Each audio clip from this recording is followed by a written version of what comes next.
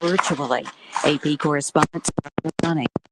Capitol Hill will be the stage in the former actor's virtual tour. Turning those skills into really robust defense of his country. Ex-State Department official Daniel Hamilton says it's a smart way of both keeping alive the sport and public support among lawmakers like Mississippi GOP Senator Roger Wicker. We think the United States needs to do more. But the Biden administration has stopped short of providing some of what Zelensky wants, like a no-fly zone. Still, the president is expected to announce more security aid for Ukraine after Zelensky speaks. But Democratic Senator Elizabeth Warren of Massachusetts has this warning. No one wants to trigger World War III, and it is important that we not have direct engagement with the Russians. It is also important that Vladimir Putin not be the one who's allowed to call the shots. For now, the Russians continue blasting Ukraine's capital of Kyiv and other major cities, too. The World Health Organization is reporting that the number of new coronavirus deaths worldwide fell by 17% in the last week. But COVID rose. That reverses a drop in cases. Okay, Reverend Johnson is ready. Would you like me to put her through? Okay, bring her up. Okay. For an Pastor interest Johnson? rate increase. The Federal Reserve is expected to increase. I'm here. Hi, how are you? I am well. How about you? I am doing well. Just get a bit of these stories together. You know how that goes. Okay.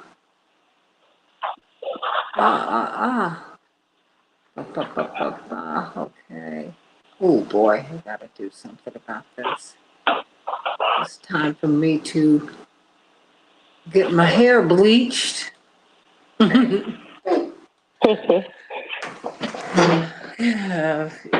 this woman does a great job. And it's quick. Well, you know, she just lifts the color.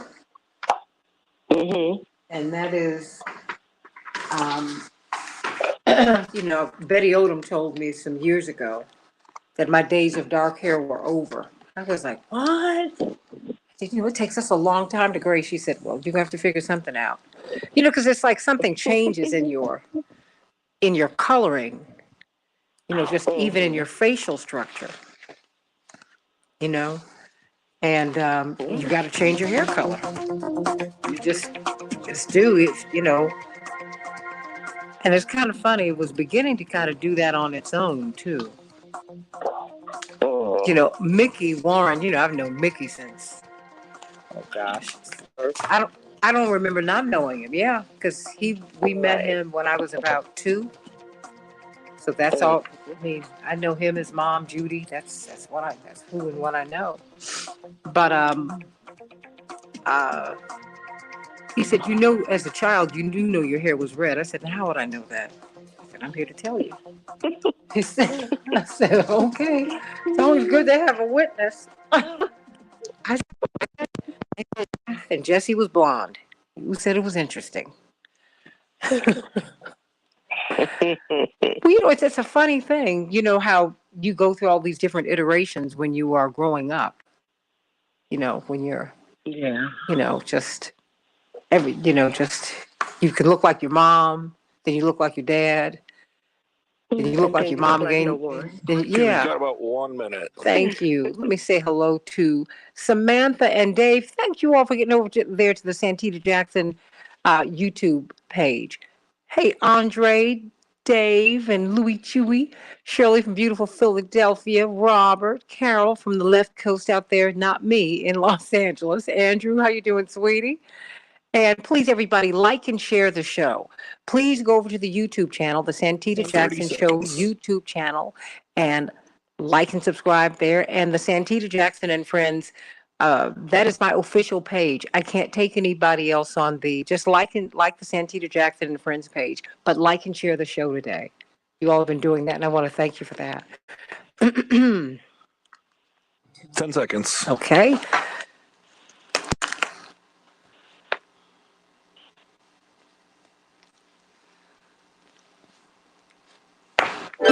Change the world, change the world, change the world. We can change the world, we can change the world.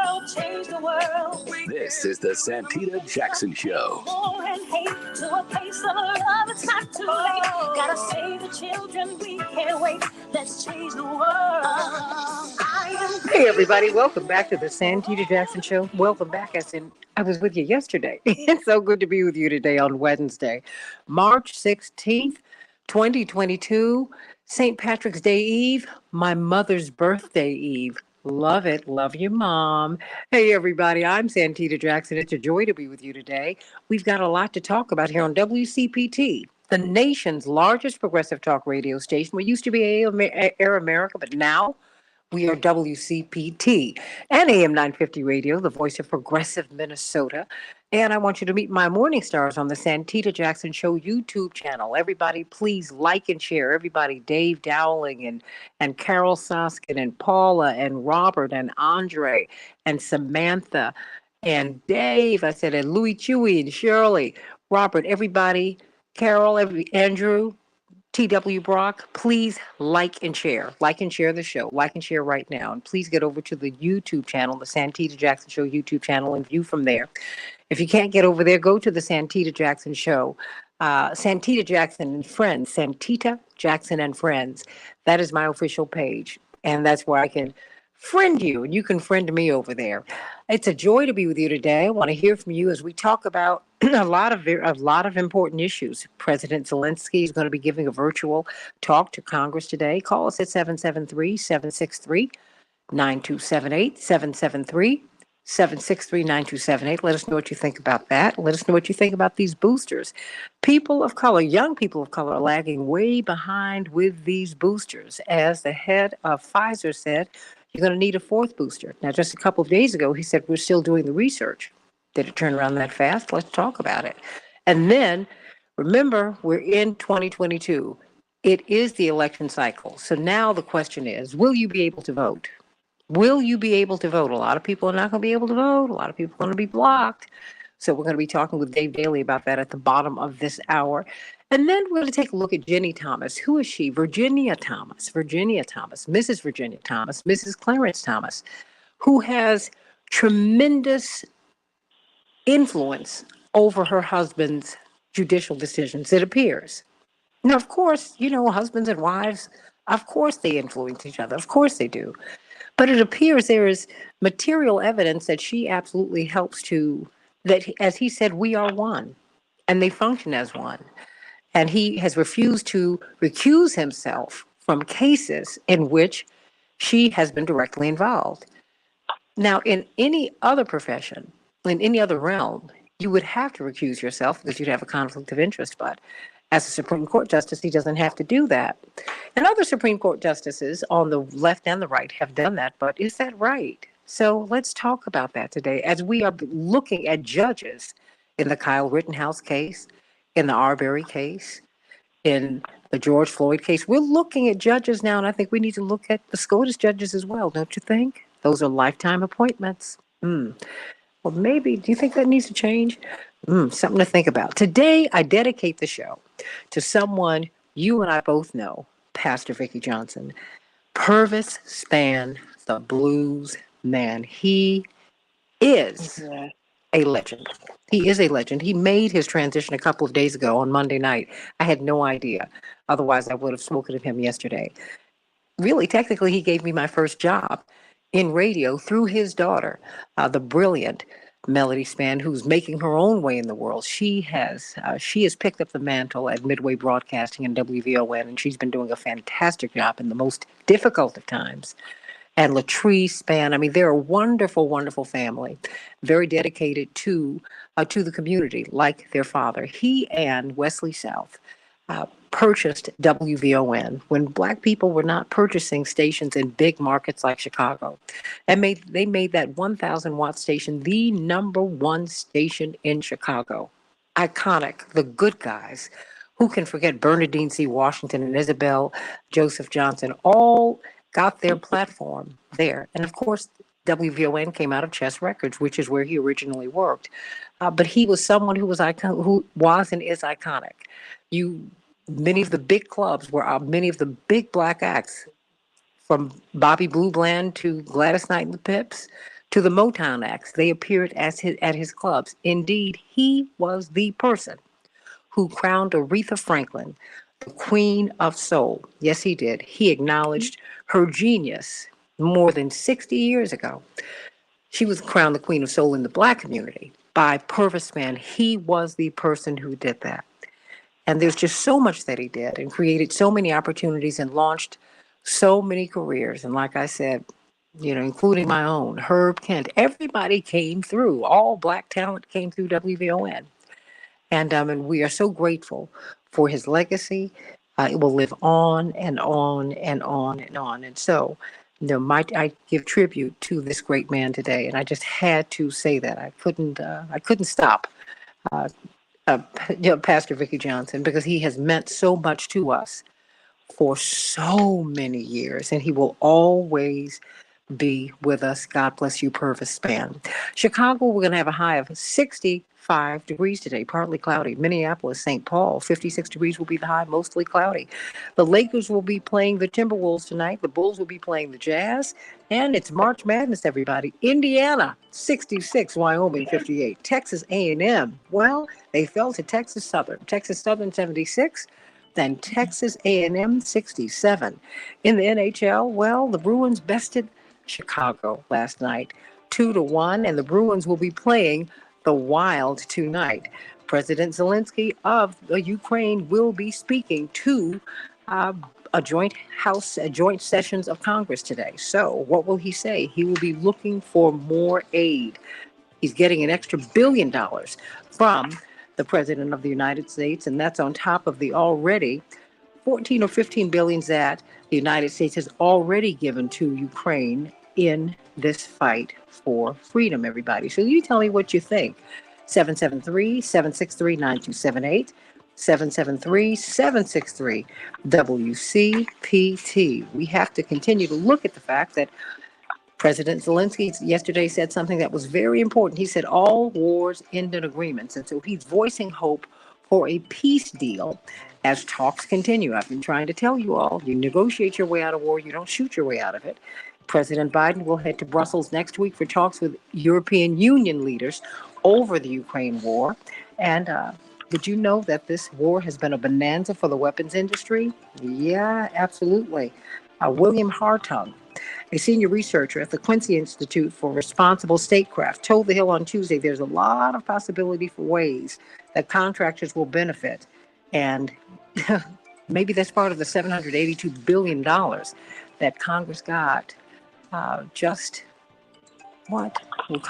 gave it to the Pentagon just about a week and a half ago, 2 weeks ago. 700 U.S. billionaires got $1.7 trillion richer during the 2 years of the pandemic. Did you hear what I said, everybody? In the meantime, Pfizer and BioNTech have applied for emergency use authorization of a fourth booster dose of their COVID-19 vaccine. Cannot wait to talk to Dr. Deb and Dr. Shanina about that.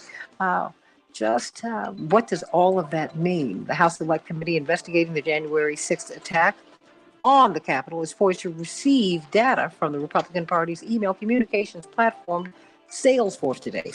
We'll see where all of this goes, everybody. We'll see where all of this goes. Pastor Vicki Johnson, how are you doing?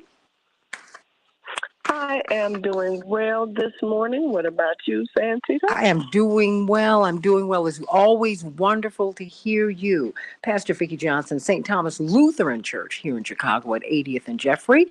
All right, give us some good news. I need it today. Well, good morning to you and to all of your morning stars and friends. There is good news. Today is a good day to be good to yourself. When was the last time you treated yourself?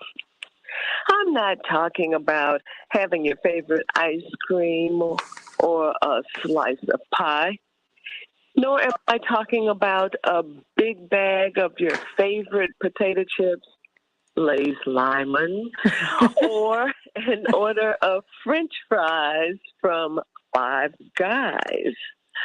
I'm not speaking of the things we treat ourselves to and later regret when we step on the scale or when we go for a checkup and our vitals are out of whack. Those types of treats can turn into torment. I am talking about being good to yourself by feeding your mind and your spirit. Treat yourself to a morning meditation where you can enjoy the beauty of the earth, seeing the sun rise again, and hearing the birds sing. You know, it happens a little bit later right now. Not ready to travel yet? How about treating yourself to a good book that will take you to places you've never been? Treat yourself to music that relaxes and calms you with pleasant memories. Treat yourself to a nice walk on this lovely day. You can also be good to yourself by spending some time in the Word of God, grazing on your favorite psalm or a scripture that inspires you, or inspirational writings.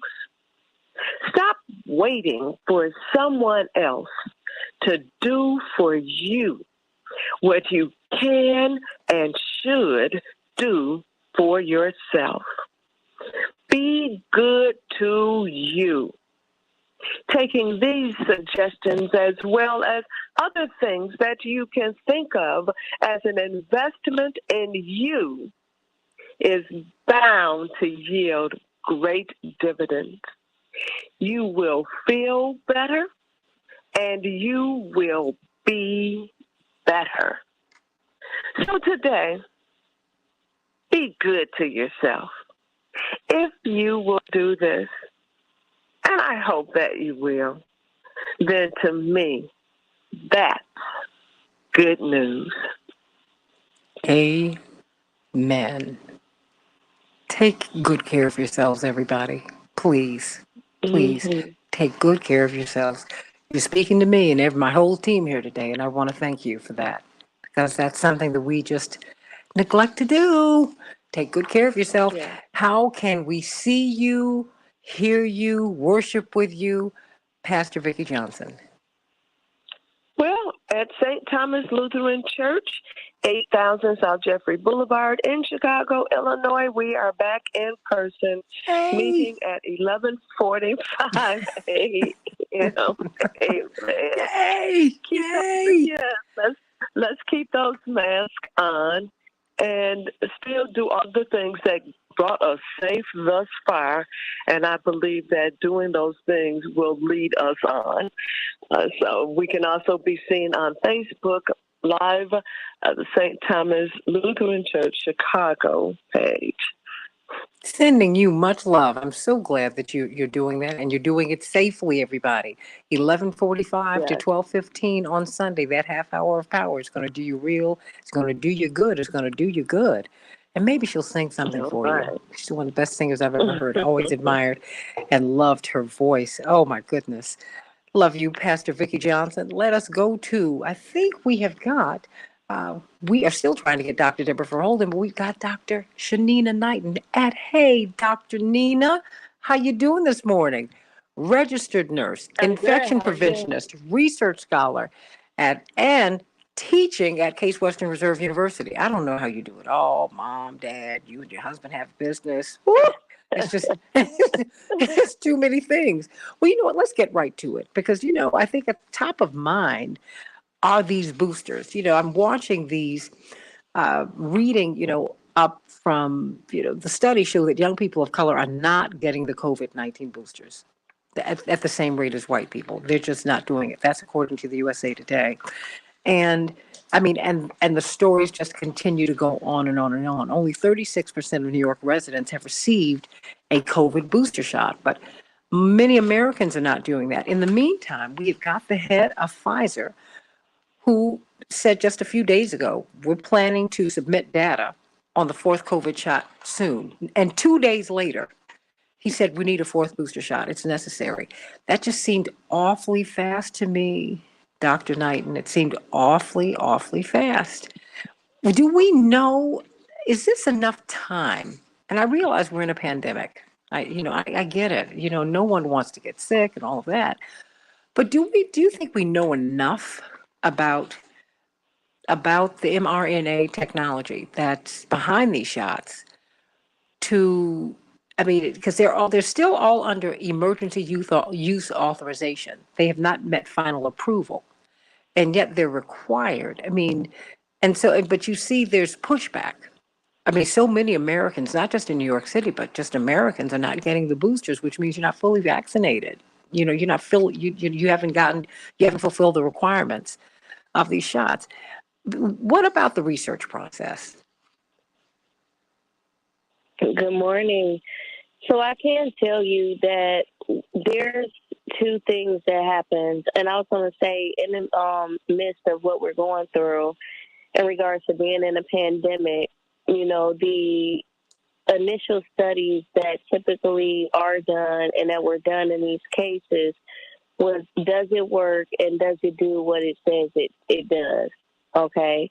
And so with them needing to, let's say, utilize technology to decrease symptoms per se, being able to achieve that with the use of the mRNA technology, we know that this is the first time that it's been used in a vaccine or a drug. And so with it being utilized in a vaccine or not being utilized in a vaccine or drug prior to now, the studies to date from 89 up until 2019, before they started to be deployed in vaccines, were being studied in that manner. Now, when, just as you mentioned, Santita, the mRNA over time, whether that's in a fourth shot, whether that's 4 times a year, however long, and us knowing potentially what it can do in the future, that is still that to be determined. Sometimes when the FDA makes decisions, does the benefit outweigh the risk? And in this particular instance, they were looking at the acute side of the problem, meaning like the immediate side of the problem, which is the fact that people were being severely ill and people were dying. And so wanting to fix that problem now, and felt that the benefits outweighed the risk. And so we are still discovering what it is that technology can do, the benefits and the unintended consequences of overuse. So that's just one thing that I do know for sure, and the studies are even showing that too. And that's why we are getting more information to come out to say, does it work? I think right now, we knew back then, Santita, that the booster, the third one, will wear off in 10 weeks. And so the studies In that 10 Pfizer weeks? had did at that 10 weeks, they knew the booster will wear off in 10 weeks. They knew that when they started administering it. And so it's like now, with people having gotten their boosters in January, think about the fact that we're in March now, that we're actually at that time of like that 2.5 weeks out from when people initially started getting boosters. And so it's not a surprise to me in regards to the fact that a fourth one will be recommended. I'm sure before they release it to the public, they will have already done their studies to justify, it being safe. So it's not to say that it's not coming. I think my concern is still that there's so much emphasis on the vaccines that we're not focusing on other preventative behaviors. 773-763-9278, 773-763-9278. Have you gotten the booster, or have you pulled back? I've talked to any number of people, Dr. Knighton, who said, you know what, they said take 2 shots, I've taken the 2 shots, I'm done. I've heard that a lot. And then we see this data that is being published in the New York Times and in other journals, in other newspapers, and people are not getting boosted. So what does that mean? If you don't get boosted, are you no longer protected, or are you just protected a little bit?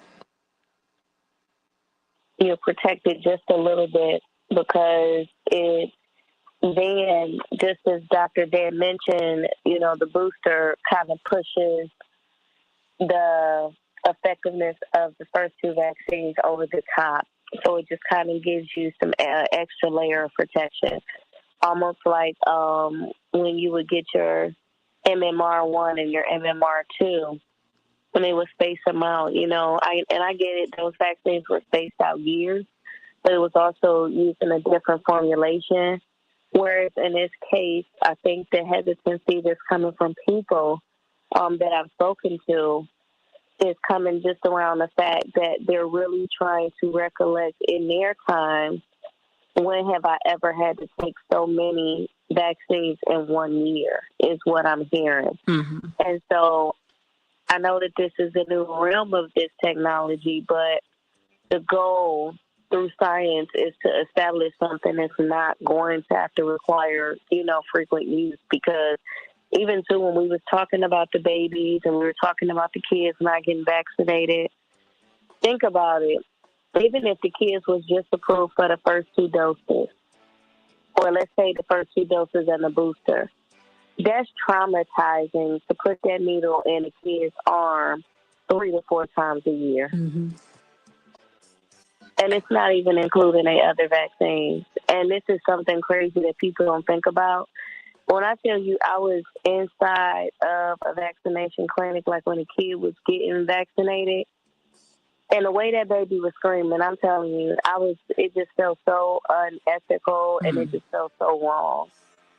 I'm being honest. It was something very challenging to experience. It really was. And so it's these kinds of conversations that I also don't think we're having in regards to when we talk about people not getting boosted. We're talking about people that may not get their kids to even get the shot. And we never talk about the fear of needles, which is a real thing. That is a real phenomena, and a lot of people struggle with that. I mean, young and old. Yeah, young and old. Absolutely. And then, when it's wearing off so quickly, you're wondering, okay, do you all need more time to do more research to strengthen this? I mean, I just want to know, because guess what? People are not getting boosted. They're not. So, instead of demonizing people, you need to ask them, okay, so what's the deal, and what would make you more comfortable? Let's think about it, because our young people are absolutely not doing it. And so with all of the restrictions, if you're not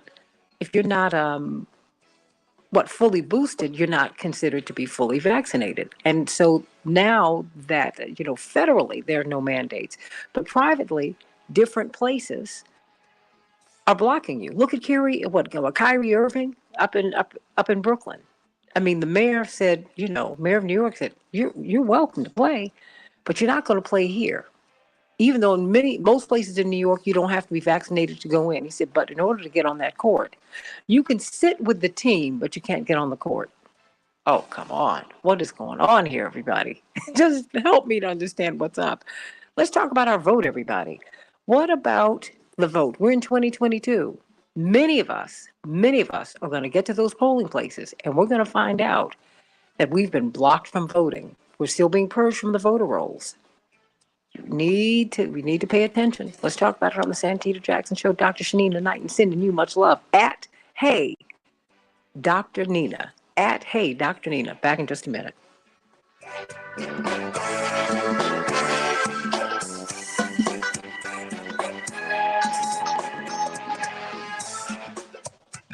Dr. Nina, you want to hear about your vote? I actually can't stick around this morning. I got a little one that's under the weather. Oh, bless. Which baby is this? The middle kid. Oh, Snookmas wants to be with mommy today. That's what that is. Mm-hmm. I know how it goes. Look, I could see her cheekbones go up on the side as you said it too. Oh, she wants to be with mommy. Ooh. Sometimes that's just the most wonderful place to be. You don't care about anything else. Ooh. Mr. Corey, I see you there today. These are two of my mother's nearest and dearest friends, Mr. Corey and Miss Wanda. Mr. Corey is my parents' neighbor at their home in Washington. We love you, Mr. Corey. Ooh. And he's a brilliant photographer as well. Brilliant. The best picture that my parents have taken in their mature years, he took of them. They couldn't agree on where to stand, on what to do, but as soon as the shutter clicked, honey, they got the greatest smile. First thing, my mother's like, "Come over here. You need to do this." You know, these these older married people stay married a long time. The wife becomes mommy. We have David Daly ready. Oh, okay. Oh, I love you, Dr. Shanina. Why don't you say hello to David Daly before you go? David Daly, he used to be the editor-in-chief at Salon, New York Times best-selling author of Rat Effed. Yes, that is the name of the book. I'm trying to stay on the air. But it's a great book if you want to find out really the Republicans' plans to let Democrats have the White House, but they took over everything else, which means they're in control of everything else because your congressional districts are set in the state, and it's amazing just how they methodically went through the system, and they're changing everything. And in more than 40 states, we have voter suppression laws that are in the books. Yes, even in New Hampshire, everybody. Yes. In New Hampshire. So if you think this is just for black folks, no. Remember, the original idea of the United States was not for everybody to be able to vote. Am I wrong, David Daly? Whew. You are right on. I'm sorry. It really it's as recently as 1965 that everybody was finally allowed to vote. I mean, Native Americans lacked the right to vote in some states up through 1962. This is nuts. Suppressing the vote is an American tradition. Oh, I hope you'll say that on the radio. Just, please say that. Please say that. Okay. Oh gosh. Yeah. So everybody, I want you to call us and let's talk about that. Depressing the vote is an American tradition. You thought he was going to say democracy, didn't you? Yeah, you did. No, that's something that we're working toward. This is a republic, everybody. We're working toward democracy. We have elements of democracy, but we don't have a full democracy. So when even, I always kind of go, when we say we're fighting for wars for democracy, then sign an executive order guaranteeing that every American will have equal access to the vote. That's why you need an executive order on voting rights. Before you start going to these other countries fighting for democracy, prove to me that you want me to have it here. 10 seconds. Stand by. Hey, Mark Stevens from D.C. Hey, Trinice. How you doing, sweetie? Francis. Joyce. We can change the world. Change the world. Change the world. We can change the world. We can change the world. Change the world. This is the Santita Jackson Show. War and hate to a place of love. It's not too late. Gotta save the children. We can't wait. Let's change the world. Hey, everybody. Welcome to the Santita Jackson Show. It's Wednesday, March 16th, 2022. The river's going to be green in Chicago. That's right. St. Patrick's Day is tomorrow. And it's also my mom's birthday. Yay. Praise the Lord for that, everybody. I'm surrounded by Pisceans. Oh, I love them. Hey, everybody. It's the Santita Jackson Show on WCPT 820, the nation's largest progressive talk radio station. We are in the midst of 2022. That's right. The midterms are upon us. We're going to elect, certainly we're going to have a primary for a new congressman here in Chicago in June. So, we're here. We are in the election cycle. We're right here. So, do you know if you've been purged from the voter rolls? You need to check and find, and you need to check routinely because it could happen at any time. Do you know if your state has passed some laws and will enact laws that might make it more difficult for you to vote, if not impossible? How many polling places will you have access to? Think about it. When Charles Booker was running for the U.S. Senate in the primary season in Kentucky, For a district that had 660,000 people in Louisville, there was one polling site. They called it a super polling site, but that was it. That's voter suppression, everybody. And you know it. You and I know it. They could have voting, they could have polling places all over the place. But that is not the point. And so we've got a lot going on here. And of course, we have access to the former editor of Salon, New York Times bestselling author of Rat Eft, and his latest book is Unrigged. Of course, he's family on the show now. David Daly, welcome, welcome, welcome. I need you to help us to understand what is going on with the vote right now, because we see that we've had some orders issued while we're looking at Ukraine. A lot is going on with the vote. I mean, courts are still ruling on how much access we have to the vote, and what the states are allowed and not allowed to do. What happened in North Carolina and Pennsylvania? Two really interesting rulings at the U.S. Supreme Court in the last week. What happened in both of those states was, well, it's a little complicated and it's a little different in both states, so let me step back and try to break it down. We draw new congressional lines every 10 years after the census to account for population changes. Sometimes states get an extra member of Congress if their population has grown. Sometimes you might lose a seat, as you all did in Illinois this cycle. Mm-hmm. And usually it's state legislatures that have the power to draw those lines. Not long after the 2008 election, what Republicans realized was that there was a lot of power in the ability to draw those lines, especially these days with kind of sophisticated technology and really powerful mapping software and big data that can go into drawing really precise surgical lines that almost can't be beaten. And so in states like Pennsylvania, North Carolina, Ohio, Wisconsin, Michigan, Florida, they captured state legislatures in 2010 and really haven't given them back ever since because the lines they drew were that good. And so here we are in map-making season again. And you still have Republicans in charge of the state legislature in North Carolina and in Pennsylvania. Pennsylvania has since elected a Democratic governor who has veto power over those maps, which created a deadlock there. And the state Supreme Court stepped in and said, we are going to ensure that this is a fair map for all voters. In North Carolina, the Republicans of the legislature drew a wildly gerrymandered map.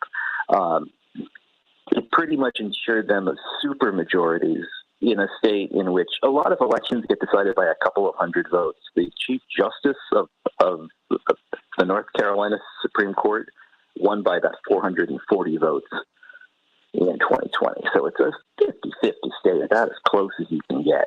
But they were going to have more than 60% of the seats pretty much locked in. And so the state Supreme Court in North Carolina said, well, our state constitution protects free and fair elections. So we are going to say that a map in which one side holds all of the power forever, even when they win fewer votes, is not a free and fair election. So they overturned that map and they forced them to create a new one that is much more reflective of the way that voters actually feel in North Carolina. Republicans in both of those states asked the U.S. Supreme Court to step in, and they said, well, the state Supreme Court shouldn't have the power to undo something that the legislature does. And there's actually a crazy new legal doctrine that conservatives have been pushing, something called it's called the independent state legislature doctrine.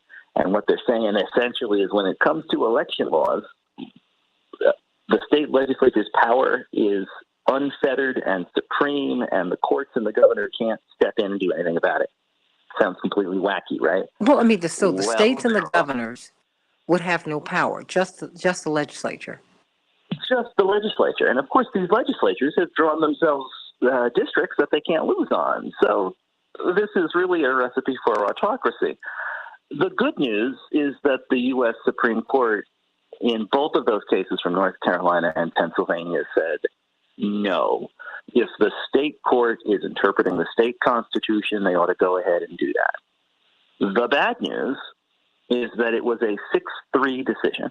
So there are 3 justices who are already on board with this wackadoodle crazy theory that somehow state legislatures have power outside of the normal checks and balances of everything else in American government. And there's a 4th justice, Brett Kavanaugh, who voted on the side of the 6th this time. But he said, you know, this is a really interesting theory, and I want to hear more about it. So let's have a case on this next term and have a full argument and briefing. But I think that there's a lot here, and we ought to decide this based on the merits. So there's a real possibility that there's 4 votes at the Supreme Court before this. So while we look at these cases and say, okay, the 2022 maps in these states are going to be fairer and better, and both sides are going to have a chance to compete, and the side with the most votes is going to win. Looking down the line, in this Supreme Court decision, there's a real time bomb. What do you think, everybody? Call me at 773. Call David Daly, actually, at 773-763-9278. What do you think about this, everybody? What do you think about a legislature having the sole power to really to determine all the election rules? I mean, does that include who counts the votes, David Daly?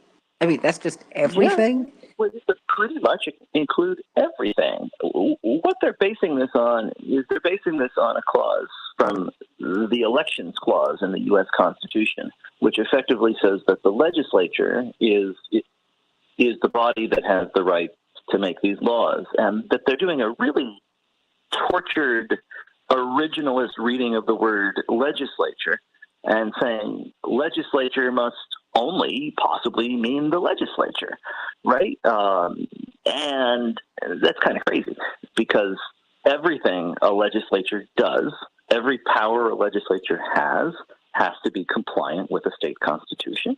It can be, laws can be vetoed by the governor in compliance with the state constitution. A lot of states have ballot initiatives on things like redistricting commissions or, felony reenfranchisement that have been really successful over the years. And so citizens have taken this power.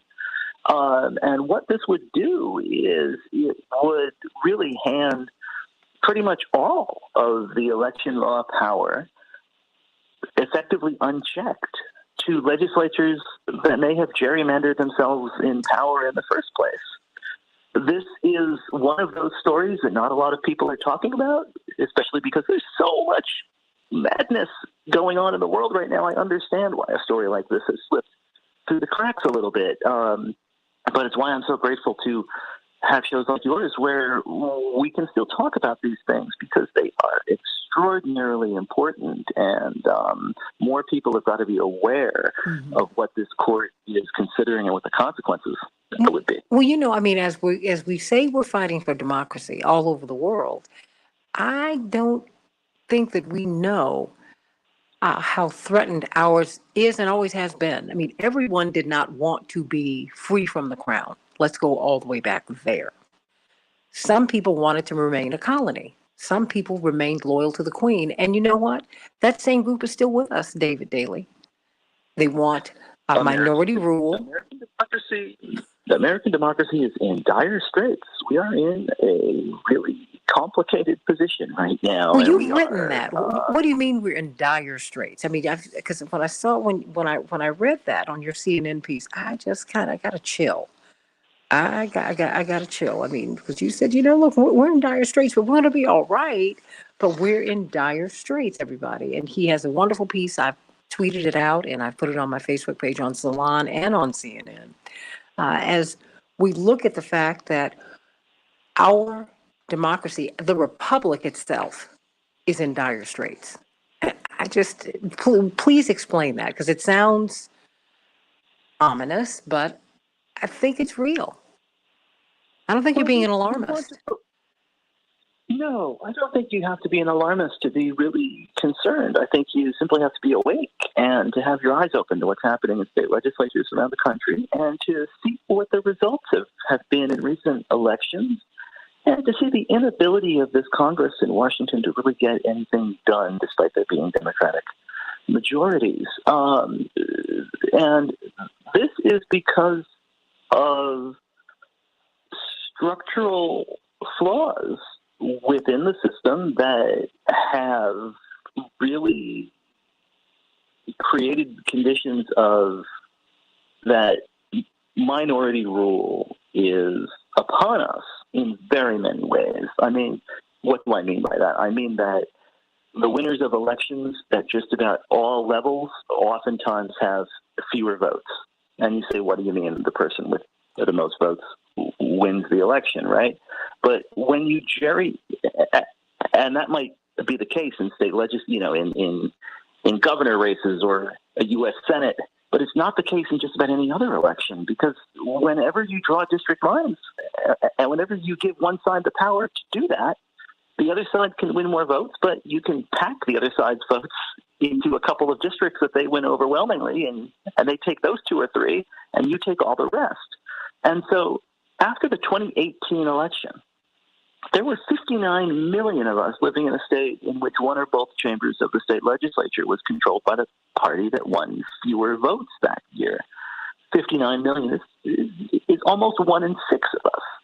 There are states like Wisconsin and North Carolina and Pennsylvania and Michigan, where Democrats routinely win hundreds of thousands more votes, but under these maps, they have been unable to turn that into a majority of seats for more than a decade. You've got the structural inequities of the U.S. Senate, in which every state gets 2. So Wyoming gets 1 for its 2 for its 700,000 people, and California gets 2 for tens of millions of people. And what that has set up is a U.S. Senate that has 50 Democrats and 50 Republicans. But the 50 Democrats represent 41.6 million more people. You look at the presidential election, in which Joe Biden won by 7 million votes over Donald Trump. But really, he won by about 65,000 votes in 4 states. You're talking about the 10,000 votes in Arizona, the 11,000 votes in Georgia, the 20,000 votes in Wisconsin, and about 20,000 votes in a single congressional district in Nebraska that awards its electoral vote in a funky way, right? It goes to the winner of the congressional district there in Omaha. If those 65,000 votes had gone another way, Donald Trump holds on to the White House via the Electoral College, even though Joe Biden won all of those millions more votes. And then you look at the U.S. Supreme Court, right? 9 justices. 5 of those justices have been appointed by presidents that lost the popular vote and then were confirmed by a U.S. Senate that lacks that kind of majoritarian value. And now you've got that same U.S. Supreme Court considering a legal theory that would undo not only American history, but decades of court precedent in order to give these gerrymandered state legislatures unfettered control over election laws. This is becoming a dangerously closed feedback loop. Everybody call me at 773-763-9278. Let me go to Mama D. Mama D, what's on your mind?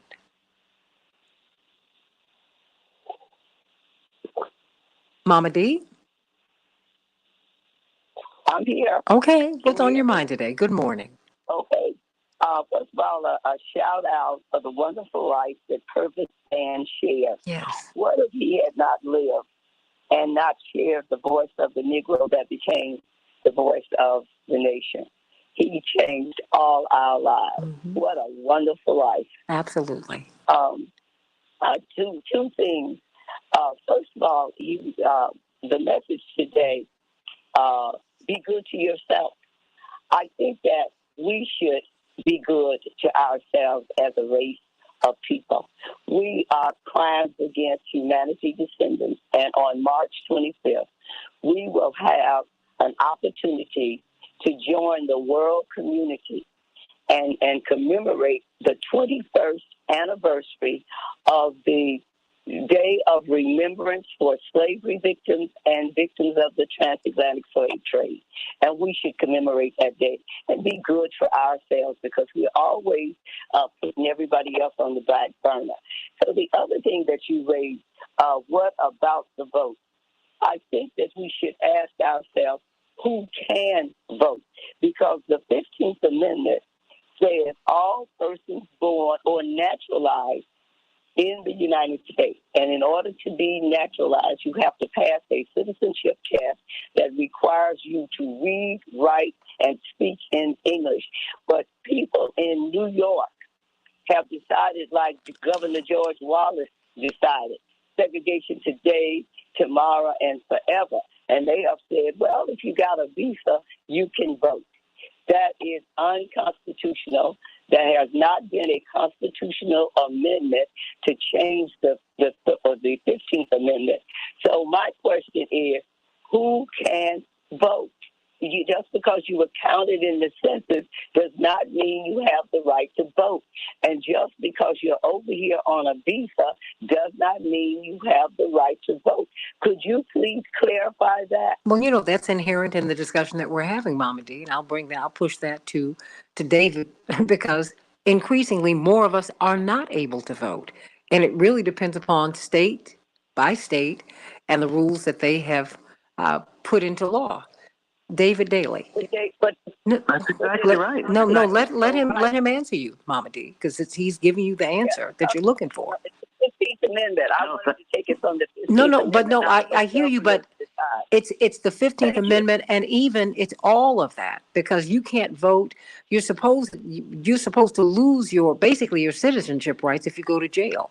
But you ask who can vote. We're trying to tell you who can vote, and it is all based upon the Constitution. But you have to go. But it gets more complicated, Mama D, because they take it to the states. And now we're seeing they don't just take it to the states, they go past the governors. They go straight to the legislators, who legislate themselves into perpetuity into those seats. And more it's becoming right-wing, and it's becoming minoritarian. So fewer people are greater sway over their lives. Who can vote, David Daly? Oh, I think that's exactly right. And it's a great question. And the equal access to the vote is determined by those Reconstruction amendments. The 14th and 15th Amendments here ought to be, sacrosanct, and they are the amendments in many ways that put us on the road to finally becoming a multiracial democracy. That in the Voting Rights Act of 1965. But we are constantly trying to defend those gains, and state by state, they are being chipped away, and the rules are a little bit different in every single state. I mean, look at something like felony disenfranchisement. If you go to jail, what does it take to get your voting rights back? If you go to jail in Maine and Vermont, you don't lose your right to vote at all. You can still vote from your jail cell in those two states. In Massachusetts, until the 1980s, 1990s, you were also able to, right? Largely white states. So I don't think that's necessarily a coincidence. But in many other states, it is a long and complicated process to get voting rights back once you have gone to prison. And some states won't hand them back to you at all. And some states make the process so complicated that if you slip up on a probation form and even cast a provisional ballot, they'll send you back to jail, as they've done to a woman in Tennessee and a woman in Texas now for multiple years. So your right to vote in many cases depends on where you live, the laws in your state, and your ease of access to the ballot, how easy it is for you to cast that vote depends on where you live. Well, because she brings up the point that in New York City, if you have a visa, you'll be able to vote. Not in presidential elections, And so many people saying, okay, wait a minute, you know, if I've been in prison, my right to vote is up for grabs. I mean, there's just so many things that can block you from voting. And yet, if you're not a citizen, you're able to vote. I mean, constitutionally, how does that jibe? How does that work? Well, some cities are allowing folks to vote even if they are not citizens. They are passing those laws. And effectively, it is an argument that this is a local election and you are paying tax dollars, and you might have, students in these schools, and you live and help pay for these parks and everything else that happens in a city. And so you ought to have a right to, cast a ballot in those elections. There are some localities that allow 16 and 17-year-olds the right to vote because they recognize that, these are, practically adults, and they ought to be trained a little bit in the habit of voting, because voting is, like anything else, a habit, and once it's instilled, it's there forever. But if it's not created, it might not arrive at all. And well, you know what, David? I don't see them doing that for indigenous people, or where they live, or where poor Black people live. A lot of Hispanics live. Right? Yeah, it's all kind of selective. Wealthy white hamlets that allow that. It would, it's the kind of thing we ought to be doing every place. It should be. When we talk about the states being laboratories of democracy, well, I mean, these days states are meth labs of democracy. Oh, David. But you're right. That's what's so awful. You know what? We've got to continue to talk about this, David. I've got about 30 seconds. Why do you think that we should really focus on that particularly now? I mean, because now, we've got President Zelensky who's going to be speaking to both houses of Congress. We've got the president who's going to respond and talk about the money. More money he's going to get to Ukraine. Why should we be focusing on this? 30 seconds.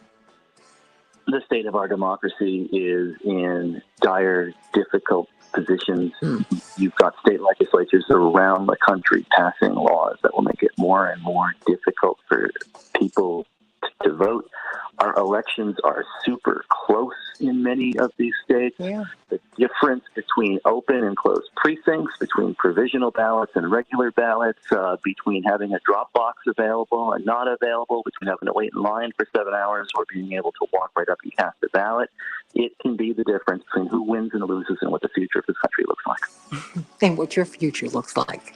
David Daley, the author of Rat Effed. Get the book. Get it, everybody. Rat Effed. You know what I'm talking about. If you want to know why we are where we are, and literally it reads like a suspense novel, but it's true. If you want to know who set the plans in motion after President Obama won to overtake state, everything but the White House. Everything but the White House. The Republicans did that, and they have been methodical, and they have been chipping away at the democracy and at the strength of the Republic ever since. Let's talk about Virginia Thomas. Ginny Lamb Thomas. Virginia Lamb Thomas. Who is that? That is Clarence Thomas's wife. She has an outsized impact on America. You need to know that. How does she shape even the Supreme Court? She absolutely does that. Clarence Thomas said, I wouldn't be able to do this without her. She and I are one. Who is she? And why won't he recuse himself from cases in which she's directly involved, including January 6th? She just explained that she was at the rally that led to the riot. Back with more of the Santita Jackson Show in just a minute.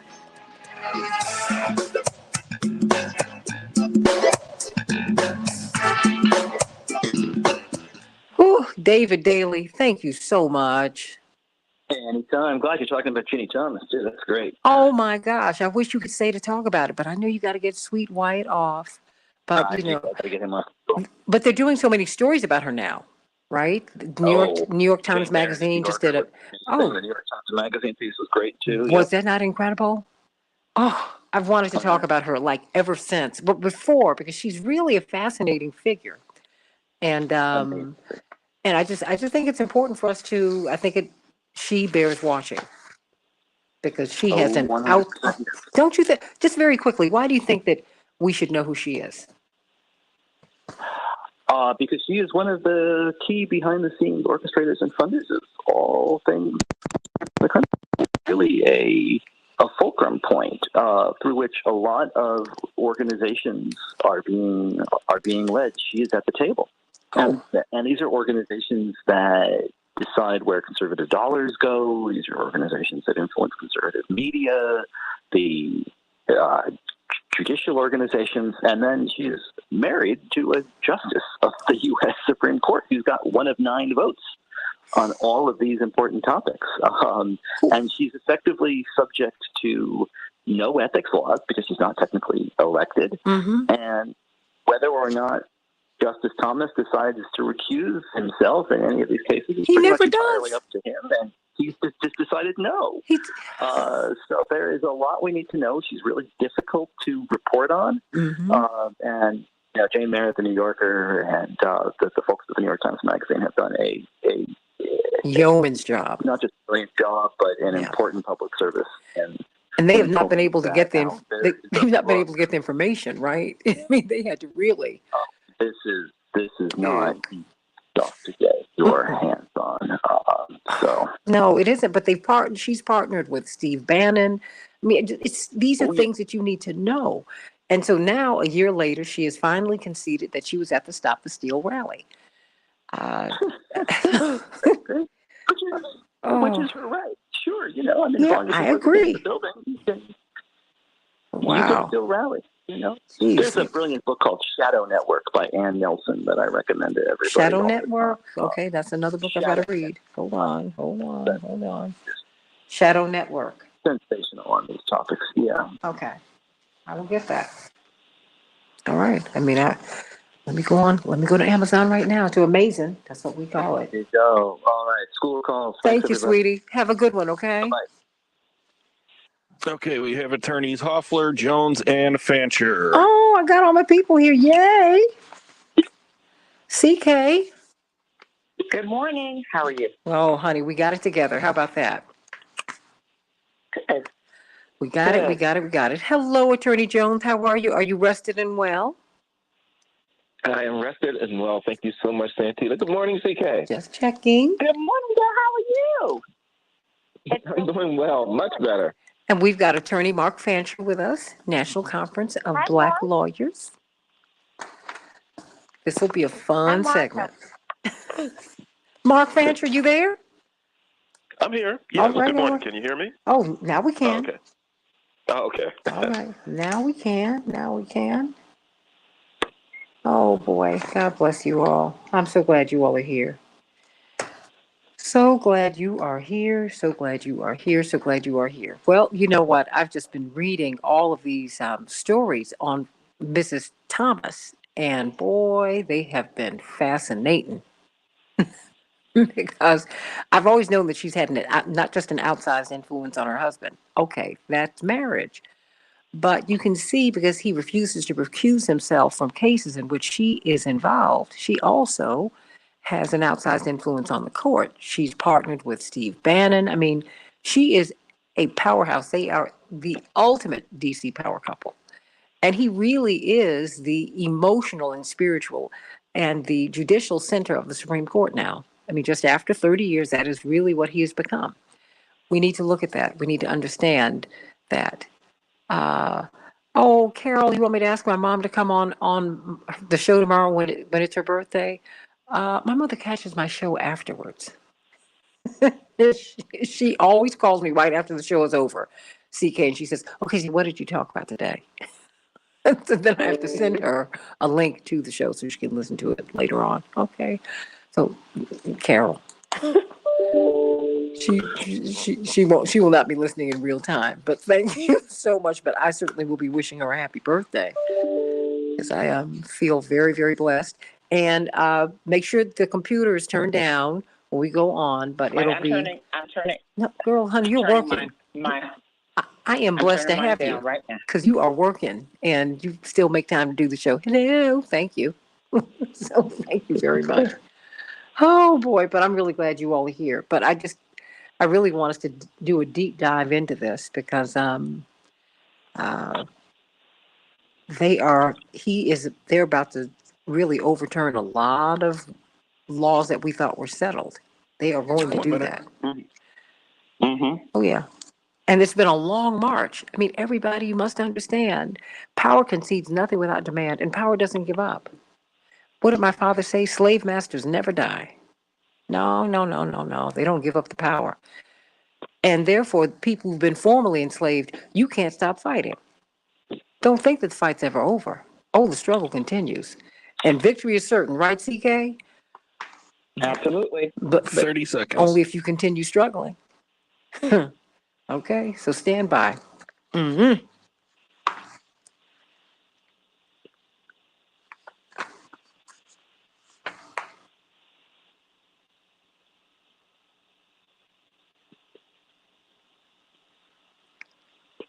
Introduce 10 seconds. Thank you, Matt, and thank you for a great show, Matt. Thank you, thank you. We can change the world, change the world, change the world. We can change the world, we can change the world, change the world. This is the Santita Jackson Show. War and hate to a place of love, it's not too late. Gotta save the children, we can't wait. Let's change the world. Hey, everybody. Welcome to the Santita Jackson Show, WCPT 820, the nation's largest progressive talk radio station. We used to be Air America, but today we're WCPT, and I want you to spread the word, everybody. AM 950 Radio, the voice of progressive Minnesota. That is my home station in Minneapolis, St. Paul, sending everybody much love today.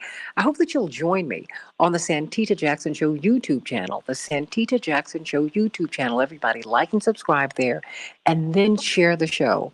Christy and Carol and Renee and Miss Wanda, Mr. Corey, everybody, Dave, share the show. If you just share the show with one person, we will have made a lot of traction. Everybody share, share, share, share. And please, so many of you have tried to friend me on the Santita Jackson page. That's not where I can't take anymore. In fact, they're bumping people off. I'm so sorry about that, but that's not me. That's Facebook's policy. Please go to my official page, which is the Santita Jackson and Friends page, and become my friend there. Okay? Alrighty. It's a joy to be with you today, everybody, on Wednesday, March 16th, 2022. Let's talk about Clarence Thomas's wife. Why? Well, spouses are off limits unless they become political forces, and she is a political force.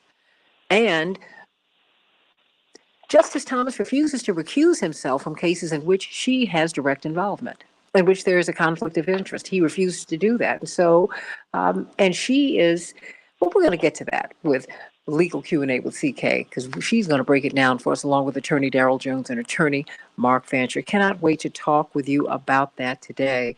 I'm dedicating the show to Purvis Spann, the blues man, disc jockey, concert promoter, entrepreneur. Indeed, he and Wesley South in 1963 bought WVON, which later became Midway Broadcasting.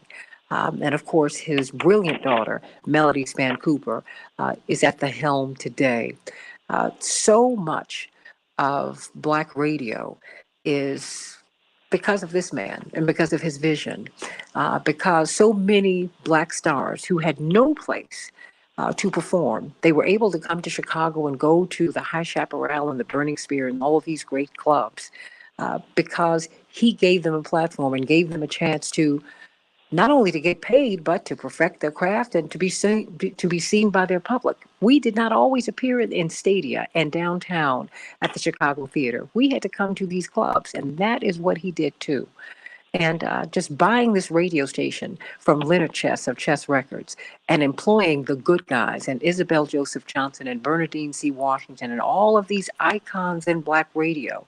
And not only did he employ them, but he went into the heart of the Black community and amplified our concerns. And he turned this 1,000-watt station into the #1 station in all of Chicago. Yes, that's Purvis Spann. So, and he gave me my first job through his daughter, Melody Spann Cooper. I started at WVON in 2006. I wouldn't be here today were it not for for Purvis Span. And so many of us owe what we do to this man and for all the tremendous price that he paid to get us respected. Tom Joyner, Steve Harvey, you can just keep on going. Ricky Smiley, on and on. Tavis Smiley, on and on and on. Wendy Williams, everybody owes a tremendous debt of gratitude to Purvis Span today. And I want to thank God for him and send all of my love to his wife, Mrs.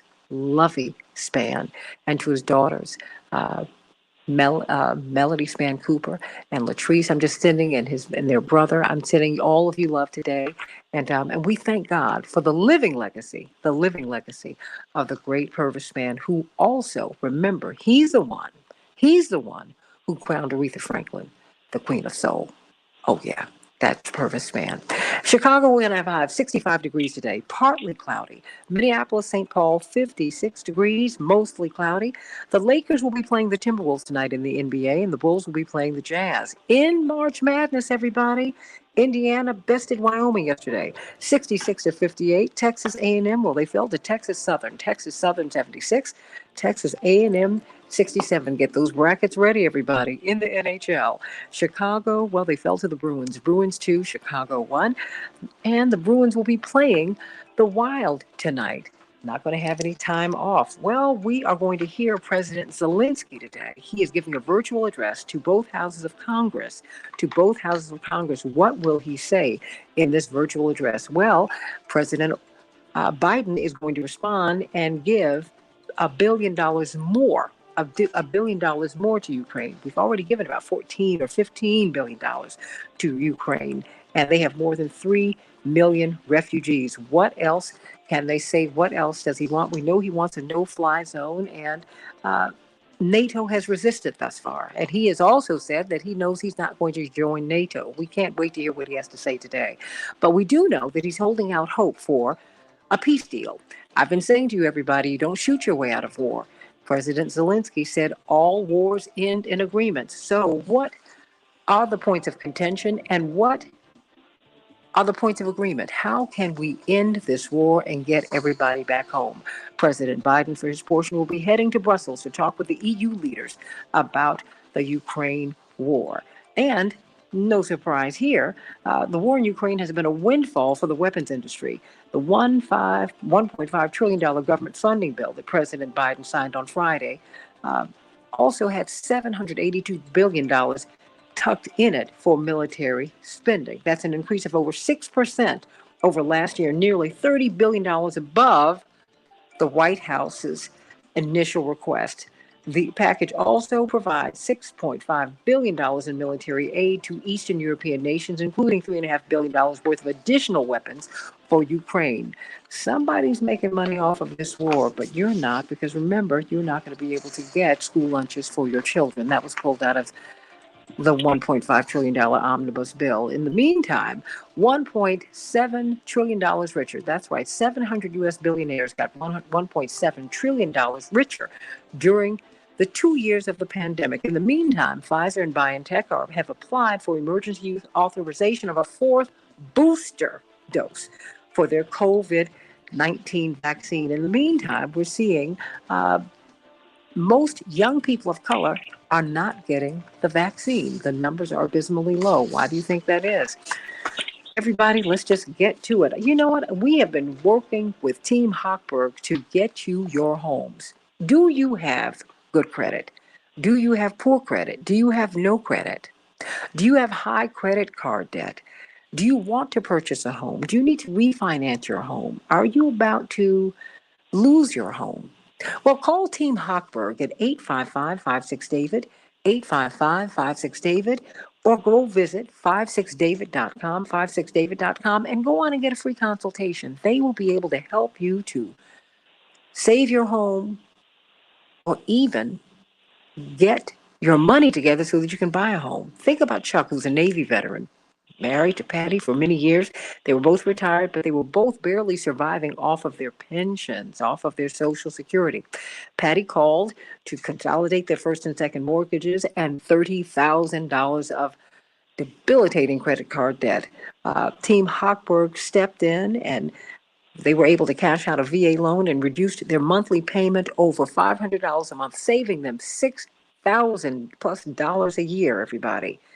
Now, they couldn't figure it out. They couldn't work it out before Team Hochberg intervened, but they were able to save their home and take this crushing debt off of them, saving $6,000 a year, more than $500 a month. I want you to call them. Call them at 855-56-DAVID, 855-56-DAVID, or visit them at 56david.com, 56david.com, so that you can save your home, or look at these 2 and 3 flat buildings in your neighborhoods. Do you want to be able to have access to them? Yes, to buy them and let them become income producing properties for you.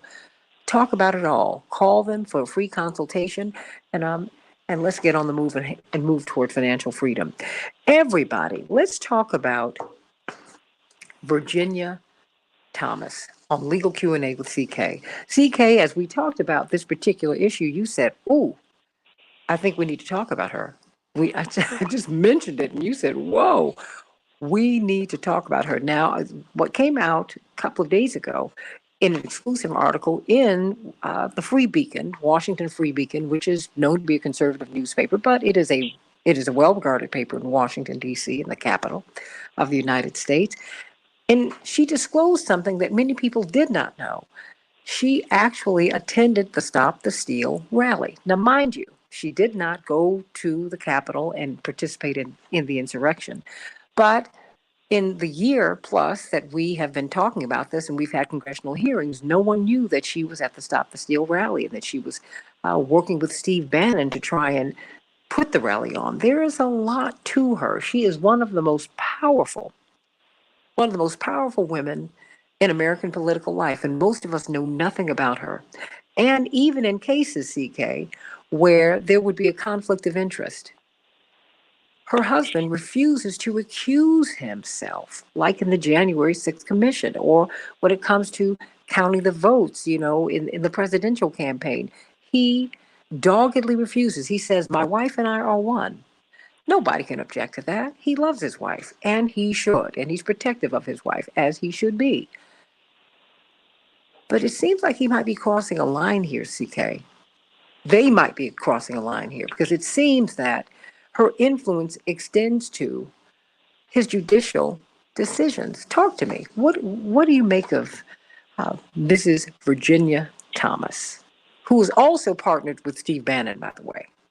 It's just to keep on going. Right. We really can't make this up. Good morning, Santita. So what I make of it is that there's impropriety everywhere. I wish, sadly, that Justice Thomas were the only, and I have to be fair about this, the only U.S. Supreme Court justice who refused to recuse himself. But that's not the case on cases. But let me back up a little bit. The reason why I really wanted to cover this area, Santita, when you mentioned it to me, was because I've always felt that there was a miscarriage of justice and a travesty to the detriment of the U.S. people, to the American public, based on her advocacy and their close relationship, which we would expect that a spouse would have. They are, as you said, the quintessential power couple in Washington, always have been. Not even before he ascended to become the U.S. Supreme Court, an associate U.S. Supreme Court justice. The problem with her advocacy is that her participation in the January 6th rally, she only left because it was cold and she was tired and her feet were hurting, things of that nature.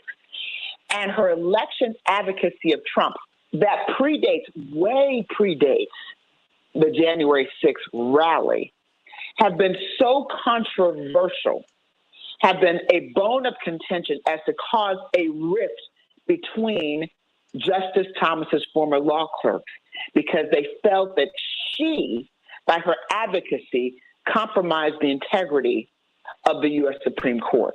So this is not a new discussion. It's a discussion that has really just escalated and has become more publicly known because of her participation in the January 6th rally, which is one of the stains on U.S. history. The stains. And let's just be clear. She's an outspoken advocate and activist for Donald Trump, always has been. always probably will be in her mind. And so when Wait a minute, and against affirmative action. Oh, well, she's real specific. But let's just start with January 6th, because January 6th is an incident in the history of the country that will always be remembered as one of the worst moments for democracy in the history of the United States. She was knee deep in that, in her advocacy, election advocacy, and support of Donald Trump. Since then, she's taken a very, very, very strong position, and she's been outspoken about her views on the commission that's been impaneled to examine that. She thinks that they're too aggressive, going too far, and she's very, very much not in favor of the House committee on the January 6th incident. But let's even go further. I want to go a step further because I think it's important for us to understand this. She has made this known.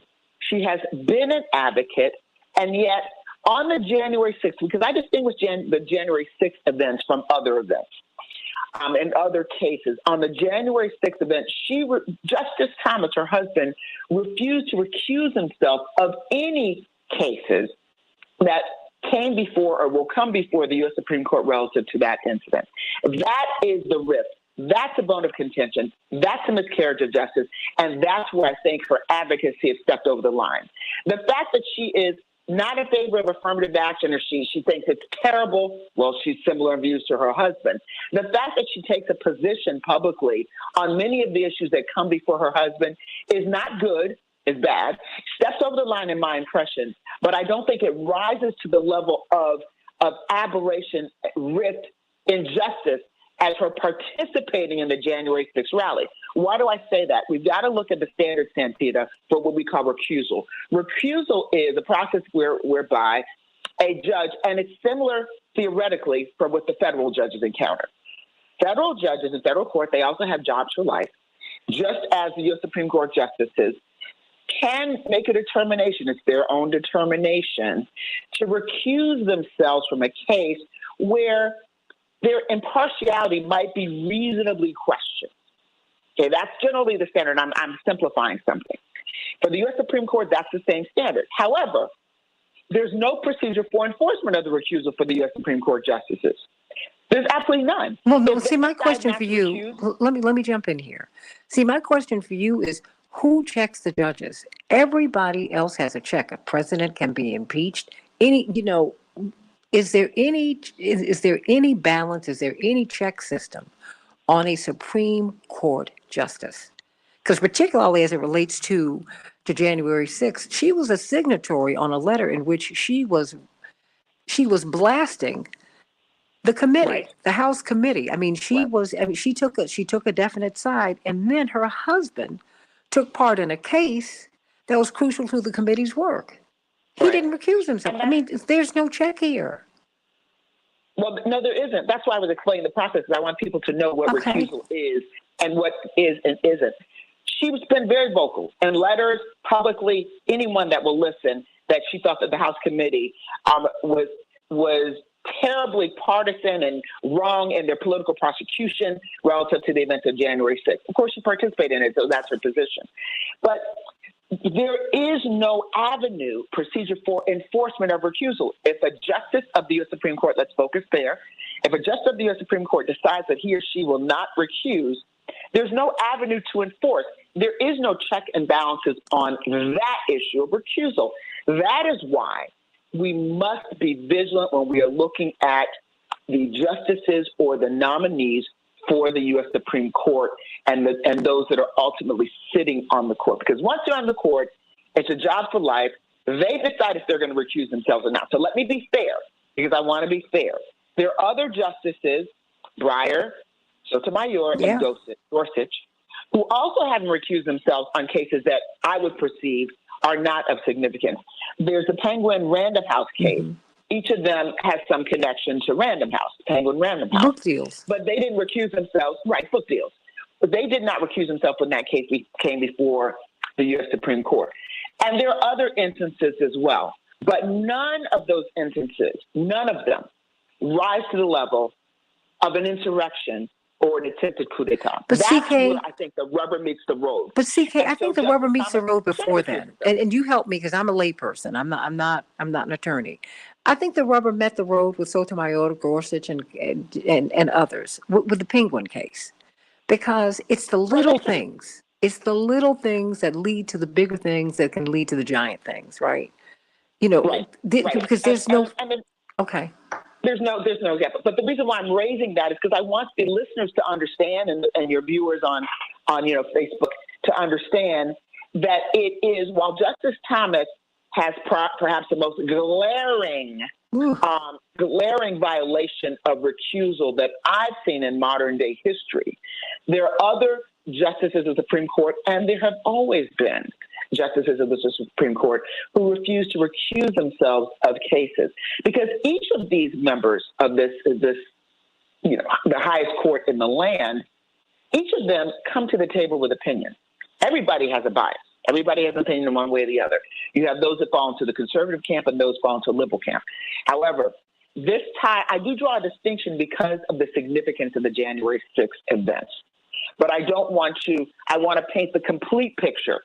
So I draw a distinction. I think there is a distinction. I think that Ginny Thomas's actions force and beg the question repeatedly. As I said, even the former law clerks of Justice Clarence Thomas, you got to think about what that means.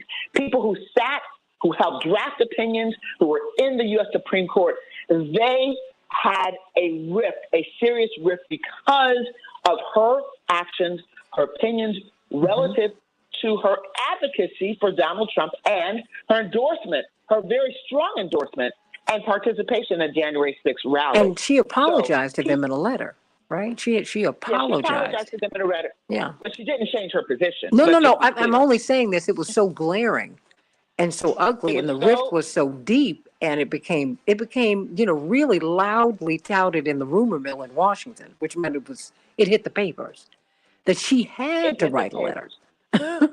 She had to do something. She did. I got 30 seconds. But it wasn't enough.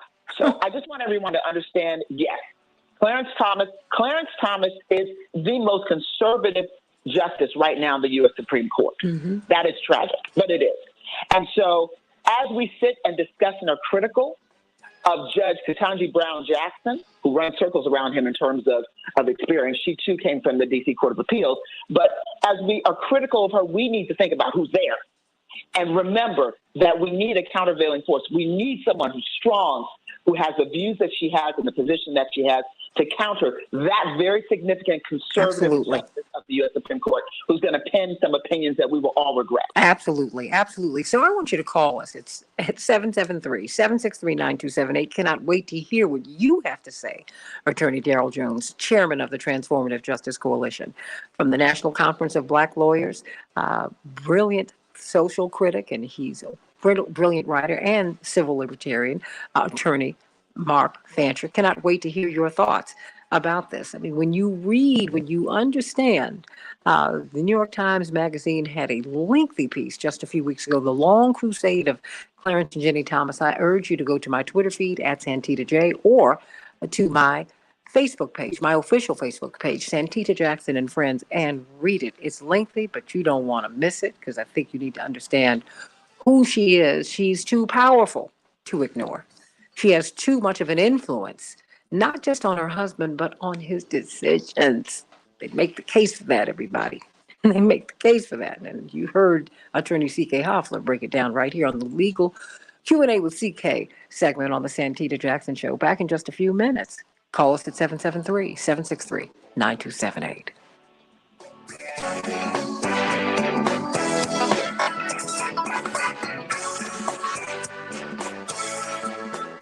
Okay, Miss Robinson, CK, she said, okay, CK, give it to us. I love it. Oh, you guys, this is, whew. But everything is so off the rails. I mean, this is, you know what? I thank God for living in this time, because all of this corruption is being laid bare. I love it. This stuff is so crazy. You can't make this stuff up. You can't. Oh.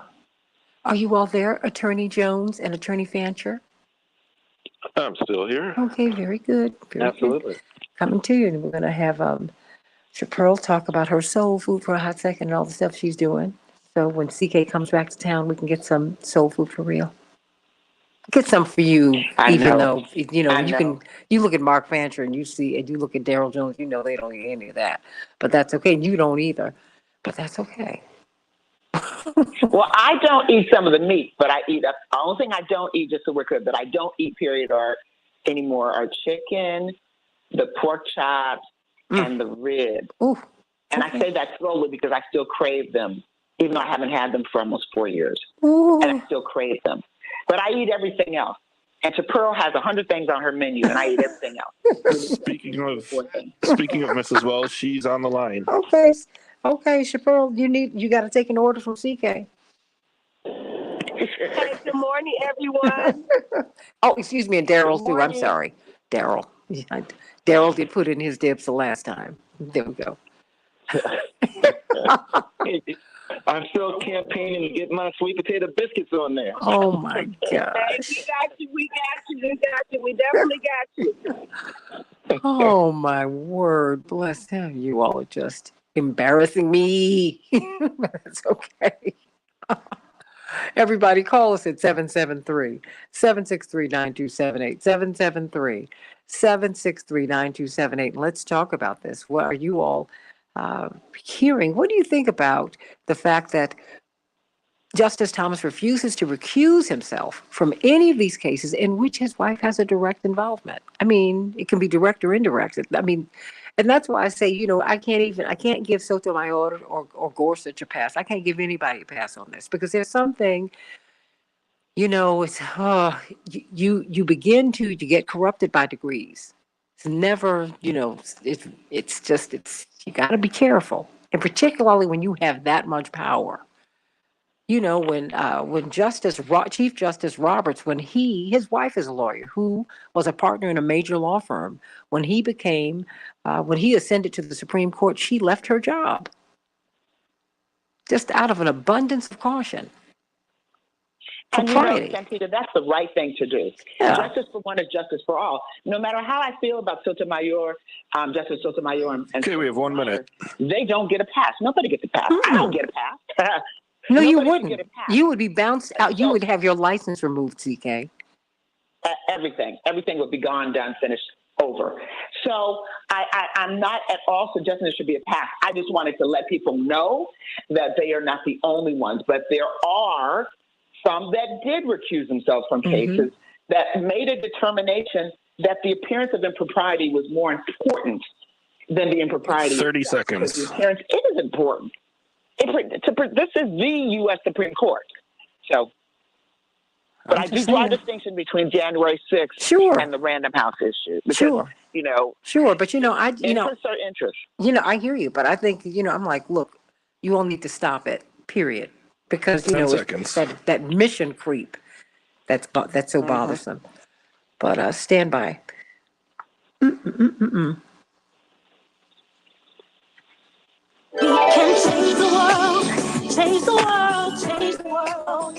We can change the world, we can change the world, change the world. This is the Santita Jackson Show. War and hate to a place of love, it's not too late. Gotta save the children, we can't wait. Let's change the world. I am breathing. Welcome back to the Santita Jackson Show. The Santita Jackson Show. Meet me on the Santita Jackson Show YouTube channel, everybody. And please, everybody, like and share. Like and subscribe on the YouTube channel. But please, Miss Robin, Cuckoo, and Lorraine, everybody, please share the show. Everybody who's watching right now, please share the show. Share the show. Share the show. And if you want to be my friend on Facebook, you have to go to the Santita Jackson and Friends page. Would you please do that? Santita Jackson is just a landing page. I can't, they just kick people off of that. So please be my friend. Meet me over on the Santita Jackson and Friends page and watch the show on the Santita Jackson Show YouTube channel. Call us at 773-763-9278. 773-763-WCPT. Should the Supreme Court justices have this much power? Should they have lifetime appointments? should they be forced to recuse themselves from cases in which they have an interest, even if it's far away, several degrees away. Everybody else has to do that, but they don't. In fact, Caroline Frederickson, a Georgetown University law professor who served on the White House Commission, said she can think of no precedent for Justice Thomas's decision to rule on issues so closely linked to his wife's activism. This is from the Washington Post. She said, quote, in every case that has come up, he has shown no interest in recusal and has, in fact, been seemingly defiant. To be a Supreme Court justice and to be married to a firebrand activist who's trying to blow things up is unique. It's so out of bounds that if it weren't so frightening, it would be comical. But it is frightening, everybody, and it's not funny. But first, we've got Chaparral, who came back from the South by Southwest Festival. She and her husband, Brent, lit it up down there, and we're so proud of you. But we've got to get back to business. Celebrations by us. Yes. Yes, Santita, we are back, and I thank you so much for your support. And we had a good time at South by Southwest, and we're hoping that, they push forward with this TV show on somebody. But we are back in business, Santita. We are taking orders for your prom and graduation season. We are doing your hors d'oeuvres platters, your sliders, your party wings, your tuna, your potato salad, your finger sandwiches, your meatballs, whatever it is that you need, and then also your sweet tables, your strawberries, your cookies, your cupcake, cake sipples, all that you would need to send your loved one off and celebrate them. So we are doing that, as well as also our balloon arches and balloon columns. So give us a call at 708-526-4546. 708-526-4546.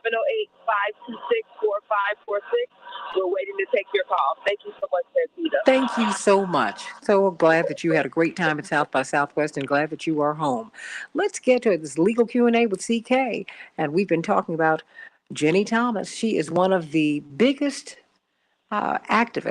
political activists in America, everybody. She is someone who is very influential, very powerful. And when cases that touch her, cases that actually she's actively a part of, her husband, Justice Clarence Thomas, who really is at the center of the court right now. Everyone says that he is really the spiritual leader of the court in this 6-3 split court. They said he is the man in the court today. Took him 30 years, but it did happen. So 30 plus years. And so what do you think about this, everybody? What do you think about him refusing to recuse himself? He is defiant about recusing himself from cases in which his wife is involved. And typically, Supreme Court justices and their families, they stay away from politics, at least overtly, because they don't want to. You're not supposed to do that. It's just the appearance of impropriety. But they don't care about that. At all. They appear at conservative conferences, headlining them, giving speeches, and they are doing the most. Let me go to you, Attorney Darrell Jones, and then to you, Attorney Fancher. Attorney Darrell Jones, what do you make of this?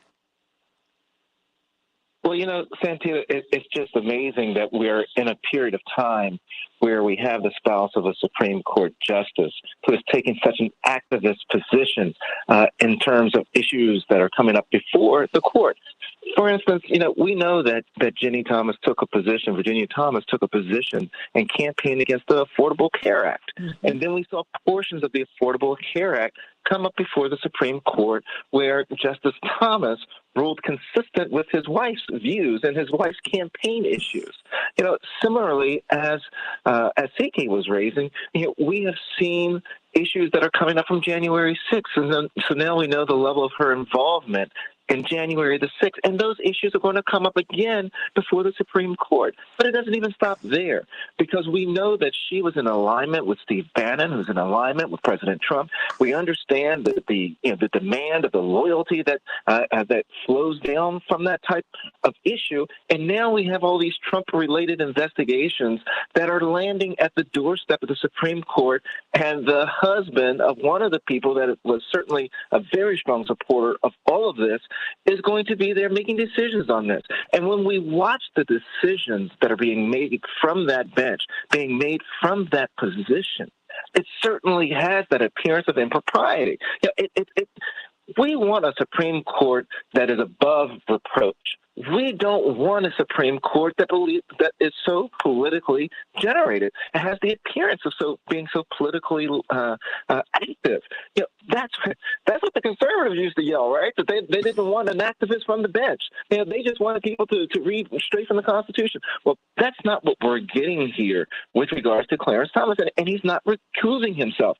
Granted, while there may not be, unless there is financial interest, something that would force a justice to recuse themselves from the Supreme Court, there has to be something in place because they're setting the standard for everyone else, every other justice, every other court, really, with regards to the standard for recusal. And this is just, it's a sad day when we have a Supreme Court justice who is that intertwined with his wife and her political activities that they do not recuse themselves. And, it's just beyond belief. It truly is. Well, he said, we are one. I'm like, I hear you, but that's romantic talk. Leave me out of that.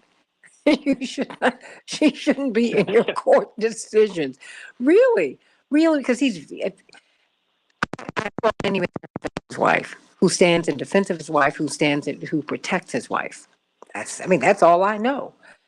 But there comes a point where, I've seen my parents handle public life. Anyone who knows my mother, Attorney C.K. Hoffler, I can say this, and it's true. Anyone, you've met my mother, Attorney Jones. I don't know if you've had the pleasure, Attorney Mark Fancher, but I can tell you this. My mother's a woman of strong opinions, and she pushes my father, okay? Mm-hmm. But in public life, he takes the lead because that's just how you do it. You can't both be, blowing things up. You just don't do that. The dynamics are off. But when it comes to the Supreme Court, this is of such consequence to all Americans that this is just, I'm with you, CK, it's dangerous. Attorney Mark Fancher, what say you? What do you make of all of this? Well, Attorney Jones and Attorney Hoffler and I, as practicing lawyers, are bound by something called the rules of professional conduct. It's a set of ethical guidelines that we have to follow. And we take them very seriously. So if we have clients who are like, hey, come on, brother, we can get away with doing this. We say, nope, we will not do that.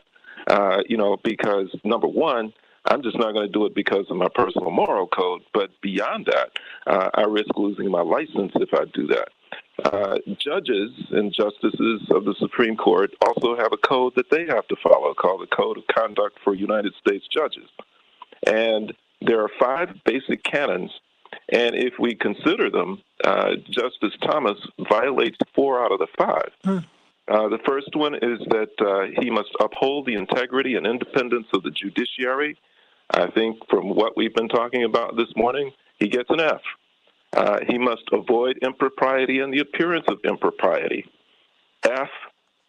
He must be fair, impartial, and diligent. F. He must, in his extrajudicial activities, be consistent with the obligations of his judicial office. Maybe we'll give him a D. Then finally, he must refrain from political activity. Well, because of what his wife's doing, we're going to give him an F there too. So there's a big problem with this guy, and I think for those of us who are trying to make sense of it, I always fall back on an analysis, a framework for analysis that was given to me by a Black Studies professor when I was in college. And he said that when white America looks at Black people, they categorize them into one of 3 categories. Either they regard them as a bad Negro, and I'm cleaning it up, he used another N-word, a good Negro, or a super Negro. A bad Negro is somebody who's always making trouble, creating all kinds of controversy and disturbance, either in a radically progressive way on behalf of the Black community, or he's just causing disturbance, for all kinds of wrong reasons. And bad Negroes are to be dealt with harshly. There is no tolerance for them, and they must be stopped in all that they do. A good Negro is someone who always does the right thing, who's properly subservient, polite, respectful of the system and the status quo, and does everything that he or she is expected to do. A super Negro is somebody who is able to do all of the things that a bad Negro does and more. And that's tolerated because in doing those things, for whatever reason, the super Negro is making lots and lots of money for the white power structure. Right? So Clarence Thomas, 31 years ago, was a good Negro. When he appeared before, the confirmation proceedings in the Senate, he was a good Negro. He was doing the things that he was supposed to do, and so therefore they looked the other way when Anita Hill came up and all of these other things. He was a good Negro. Since that time, he has been of enormous benefit to right-wing interests and to, backwards interests in white America, and so he has transformed himself into a super Negro. Who is able to get away with all kinds of things, to do all kinds of things that most people would not be able to do, because by his doing it, he advances the interests of many powerful, forces within the country. So we're dealing with a very unique kind of a situation, and, I'm not quite sure what to say about it beyond that. Well, I mean, is there any check upon him with his power? I mean, with he and his wife, there's no line between them. And now, I mean, I think we've gotten to the point, as Gladys Knight would say, that now they have to talk about her. I mean, because she's been able to operate under the radar for 30 years plus. And we must say she is also a lawyer. But now I think her influence is so outsized, they have to write about her. I mean, that's the way it works in the press. When you become this influential, and when the whisper becomes audible chatter in Washington, they have to write about it. And that's why we're discussing her today.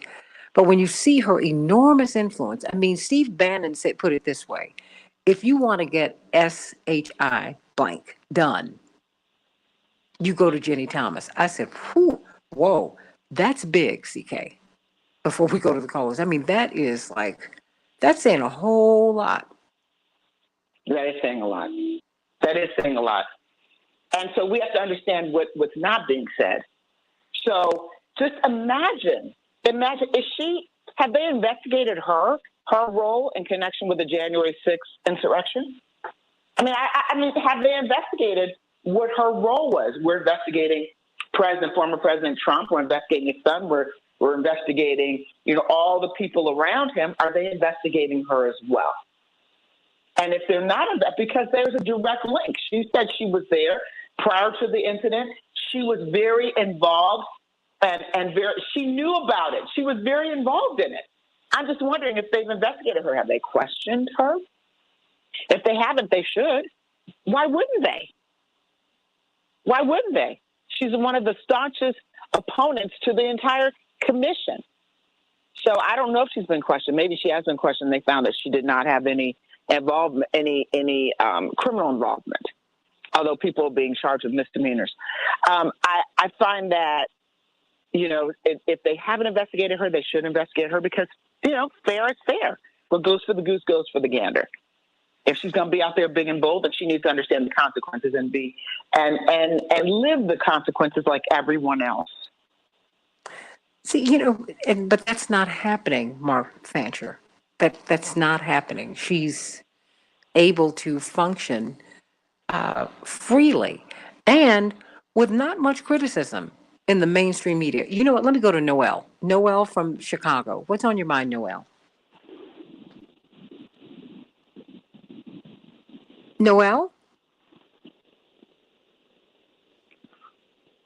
Yeah, he's still on the line. Okay, Noel, are you there?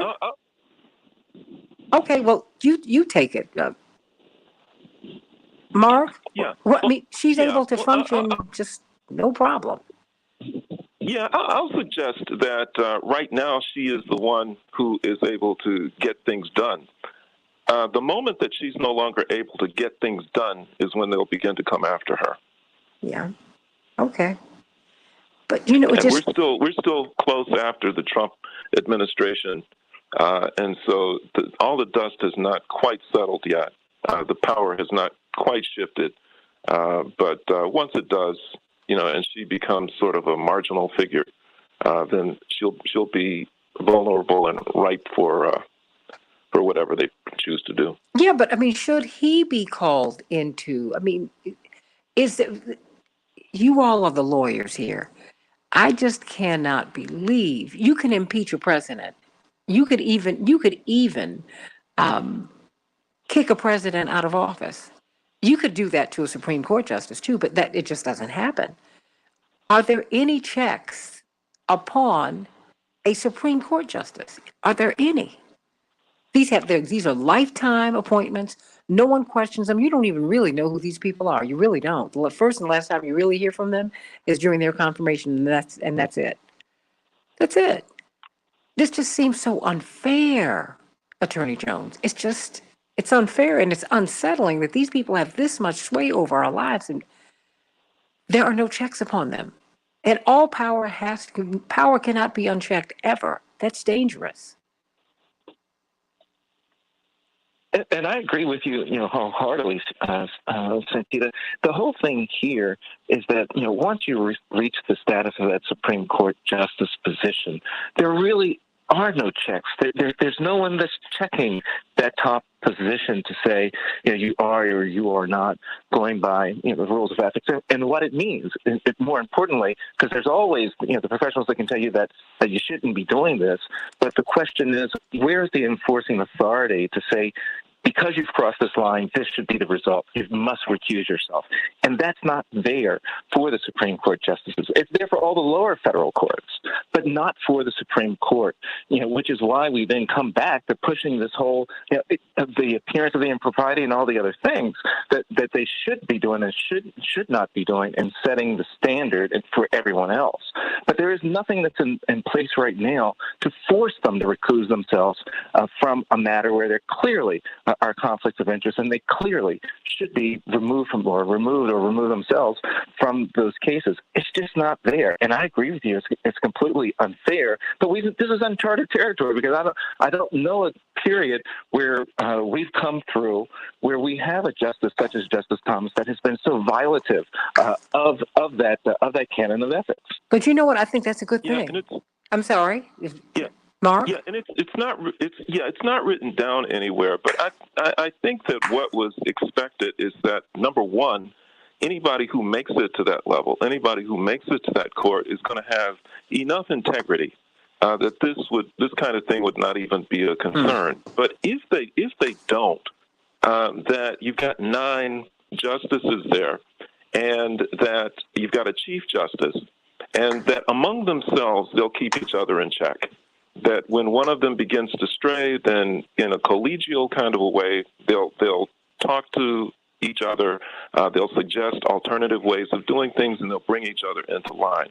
But we are in a new kind of a political situation here. First with Trump, and now with Thomas, in terms of them just being completely crazy.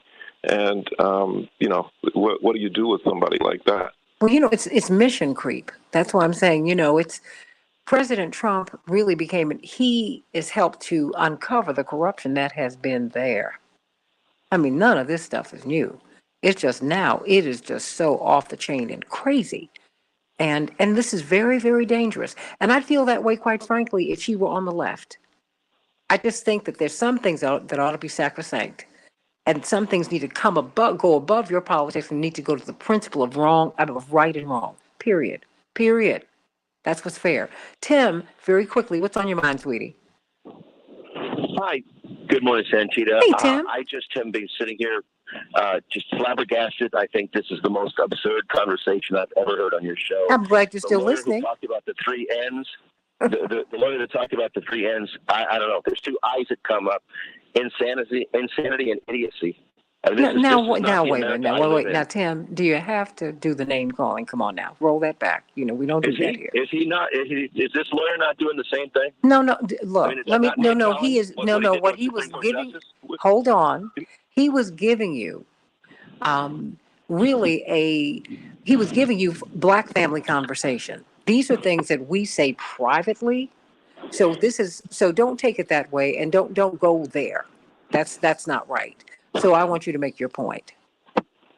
Well, I would love an opportunity to debate somebody like this lawyer. Well, we're not going to have a debate today. That you're having, because Supreme Court justices, I mean, we didn't even want them in the first place. You read the Federalist Papers, you talk about Thomas Jefferson. We didn't want these people anyway, because this is not part of a Republican form of democracy. We didn't want them in the first place. They're dangerous. And here we have activists, and you're talking about balancing the court with another activist to counteract the activists that we have on there. This country, it's over. I mean, but it never. You know what? Using your premise, the country never started. The fact is, we started on slavery. We started on excluding women from equality. Just stop, Tim. And if you want to talk about originalism had encoded in its documents, black people were 3/5 human. Black men, black women, and white women didn't even count. So let's just stop. Let's stop acting as if perfection was at the beginning. That is not true. It is not true. And the hypocrisy here is that there is no check on the highest court in the land, but everybody else has a check. There is no understanding of the influence. When you talk about not having an activist judge, no one has been more activist than Clarence Thomas. Nobody. And all of these new judges, Gorsuch, Kavanaugh, they're all activist judges. You know, my thing is, it's just not fair. And none of this is fair. None of this is fair.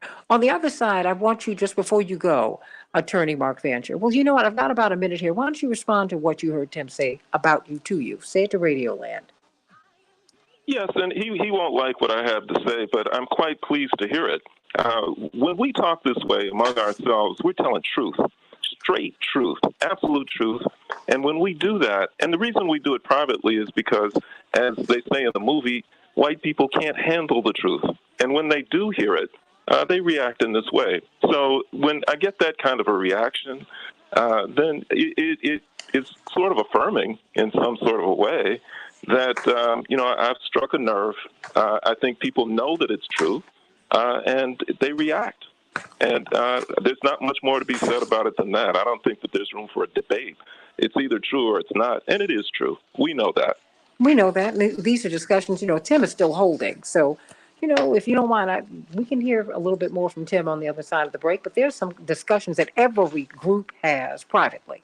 And what Mark Fancher was exposing you to was that black folks have private, not only discussions, we have opinions too. And we don't like everything that's happened to us.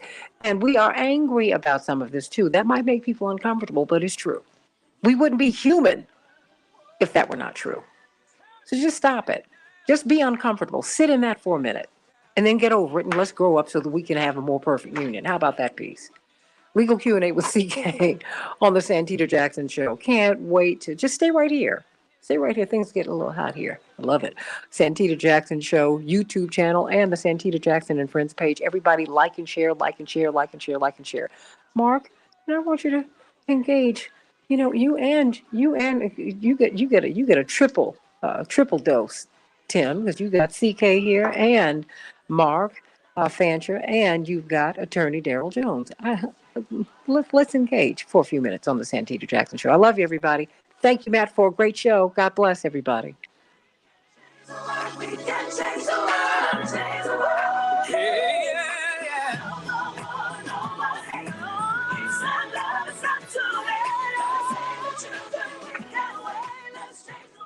Okay, so now, Tim, you there still?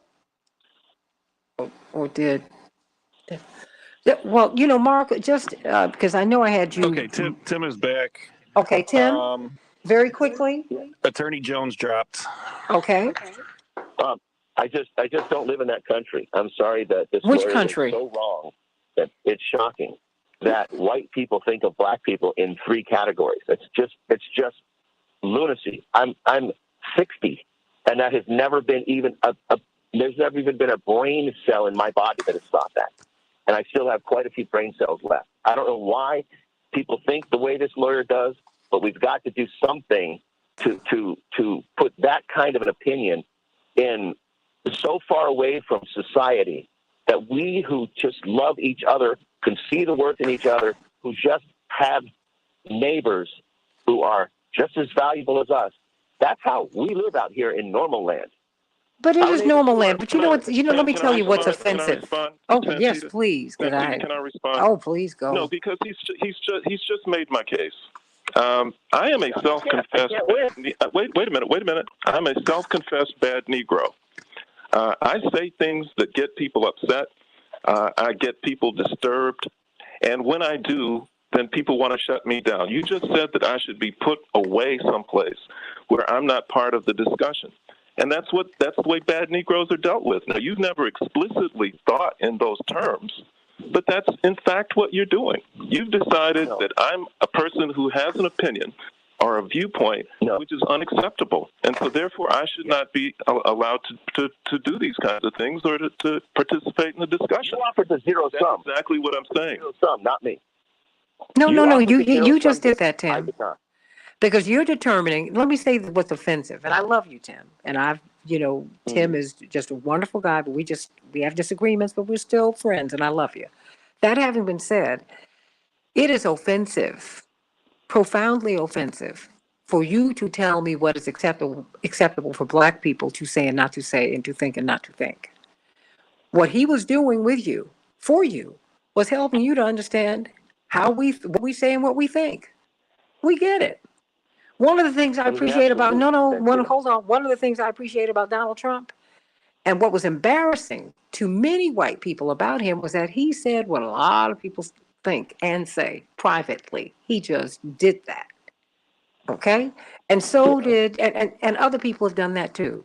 Now, I'm not comparing Mark to Donald Trump at all, but what he was telling you was he was sharing with you some of the things that we have concluded from behavior that we have seen that's been exhibited toward us, and quite frankly, the protective mechanisms that we've had to employ to survive. So you can absolutely, it's fair enough, because you can't tell me that certain Black people have not been categorized, because that is absolutely true. Clarence Thomas was categorized. Because he was someone who was acceptable. He was, and he has been that, and he has been an embarrassment. His opinions have been an embarrassment to Black people. This is someone who was at Yale's law school, who had so many, wait a minute, he had so many problems with his own race that when he was in the classroom, he would pull up his shirt to his, according to a press report, to his, to the end of his wrist, so you just see the white of his hand. Any black person who has seen him, see, because Black people weren't feeling him when he first came out. Can I get a witness, CK and Mark? Where he broke Black consensus was when he said, this is a high-tech lynching. So then Black folks said, you know what, I'm going to hold out hope that he is going to, now he remembers that he's Black. I said, you are crazy. This is, no, his opinions are what they are. This is someone who excoriated his family, who are poor. It was awful. Like I said, you have to go back 30 years. And then many years before that, this is someone who said of Black leadership that they bitch, moan and moan, whine and whine. The people who made his position on the Supreme Court possible. A Black person, I have the right to tell you that. I have the right to tell you. No. Hold on one moment. Not you. Who I send, not who you present to me. Because I send people who express my aspirations. You send to me people who express yours. That is who this man is. He's someone who was sent to me, and I resent it. Thurgood Marshall is someone that I presented to America, and it made America better. He has made America better. And that's my determination. You don't have the right to tell me what I think and who I need to send. Oh, no, you don't have the right to do that. And you don't have the right to do that to me. No, tell you that. I was explaining to you my position. No. Let me tell you something, because that's part of the problem we got here. That you're not accustomed to hearing me express my position. You're accustomed to hearing black people express yours. That is not what I'm here. Privilege letting you understand how we think. I thought we were all equal citizens. No, that has nothing to do with equality. And equality means I get a chance to have my say, and you need to listen. Okay. Which I have every day. And I love you and appreciate you. Anyone else want to respond? Mark, CK? I wish I could stay. I got to call a hard stop. Okay. But more power to everybody. Yes. And more truth to everybody. I think that's what we need. Amen. That's gonna make it. That's gonna make a more perfect union. CK, do you have anything else to say? Is CK still there? I know she probably had to go to court TV. But I love you. I love you, Tim, and this has nothing to do with my love for you. But I want you to understand how we think. Where do we go from here? We go from here. We continue to have conversations, and you do not determine. You don't have the right to determine, and I will not allow you to determine what I say and what I think. Okay, but I was just put in a little tiny box, and in that you were not put in a little tiny box. And every time people say something about white folks, you take it personally. Why do you do that? Why? I'm white. I'm white. Honey, sometimes you're speaking. I don't generalize anything. Well, first, he was speaking. Look, let me tell you something. What he was speaking of, as I shared with you, black people have private conversations, and you know, as a white person, white folks have private conversations too. That's what he was sharing with you, and that's 100%. It. That's it. And maybe what surprises you is that we have some opinions too, and sometimes you know. That's belittling me. I'm not belittling you. I realize African Americans have great opinions that get you nominated and then affirmed to the Supreme Court. No. Look, let me tell. Like I said, you didn't hear what I just said. Okay, I send to you. I send Thurgood Marshall to you. You bring Clarence Thomas to me. Okay. I send Martin Luther King to you. Then you send someone who wants to affirm slavery in the guise of being a good preacher man. That's what you send to me. Okay? And I say the power structure. Power protects itself. That's what it does. It always does that. And I can appreciate that. But part of what was exciting about Reverend Dr. Martin Luther King and Reverend Jesse Jackson and the people we send you people who tell you what's on our mind. Now, the people who are presented to me tell me what's on white folks' minds. And they might be black folks. And I'm just trying to tell you that does not happen here. I cannot in any way, shape, or form understand how black people think, because I'm not black. Well, that's why we're trying to share it with you. Just being honest. I don't have a problem with that. That's why I want you to let that top lip rest on that bottom lip. Hush. And listen so we can share it with you. So we can share it with you. Tim, listen. Yes. You wanted to learn today, didn't you? I did. Okay, there it is. That's why you need to be quiet. Be quiet. That's why you need to be quiet and hush and listen. Okay? Okay. Yeah, hush. and you know I do that. Okay, and that's what you've just done. And we're going to be having an in-person event in a couple of months, and I know you will be there, and you'll be grafted onto me because you'll be afraid people are going to beat you up, and they're not going to beat you up. You're going to have a good time. It'll be a cookout. Okay, so just go on and get ready, Tim. Okay. And by the way, Tim saw my father out, and he thought Reverend was by himself, and he decided he was going to be security for him. You can't make this stuff up. I love Tim. But everybody, you know. Great father. And look, I love you, Tim, and you are my friend. Bless your heart. I should send that picture to you that we took at the Christmas party just before the pandemic. Oh my gosh, remember that? Gotta remember I saved the seat for your dad on a Southwest Airlines flight. That's right. You couldn't believe he was on Southwest Airlines, but he had to get from here to there. So But look, I love you, Tim. I'm going to run because we need to get going. Thank you, sweetie. And thank you. You know what, Tim? Thank you for continuing to be a part of the Santita Jackson family. You know you are. I love this show. Okay. See? Care. Take care. Have a Now, great let day. me ask you this. Why do you love the show? Because, boy, we can make your ears burn sometimes. Because you are brutally honest. Brutal? And there's nothing wrong with honesty. I just disagree with your political and ideological, viewpoints and goals. But we have to still have You disagree with my goal to have a more perfect union, a more loving world. I know you don't disagree with that. You disagree with how I want to get there. You don't disagree with that. Well, I disagree with, I am a conservative when it comes to the First Amendment, Second Amendment, Fourth Amendment, 14th Amendment, and you see those things a little differently than I do. You're selective in your whatever conservative means. I don't know what that means. Unconstitutional. Yeah, I just don't. I don't. Constitutional. Yeah, well, slavery was constitutional at one point. Thank God it's not anymore. Come on, Tim. And half that? No. That was argued against. Slavery was argued against before the founding of our country. And you know what? And we allowed it. And you know what? We had to amend the Constitution to end slavery. Okay? Yeah. We had to amend. No. The 13th, 14th, and 15th Amendments. Who did it? No. No. What I'm saying? No. Well, I'm not talking about who.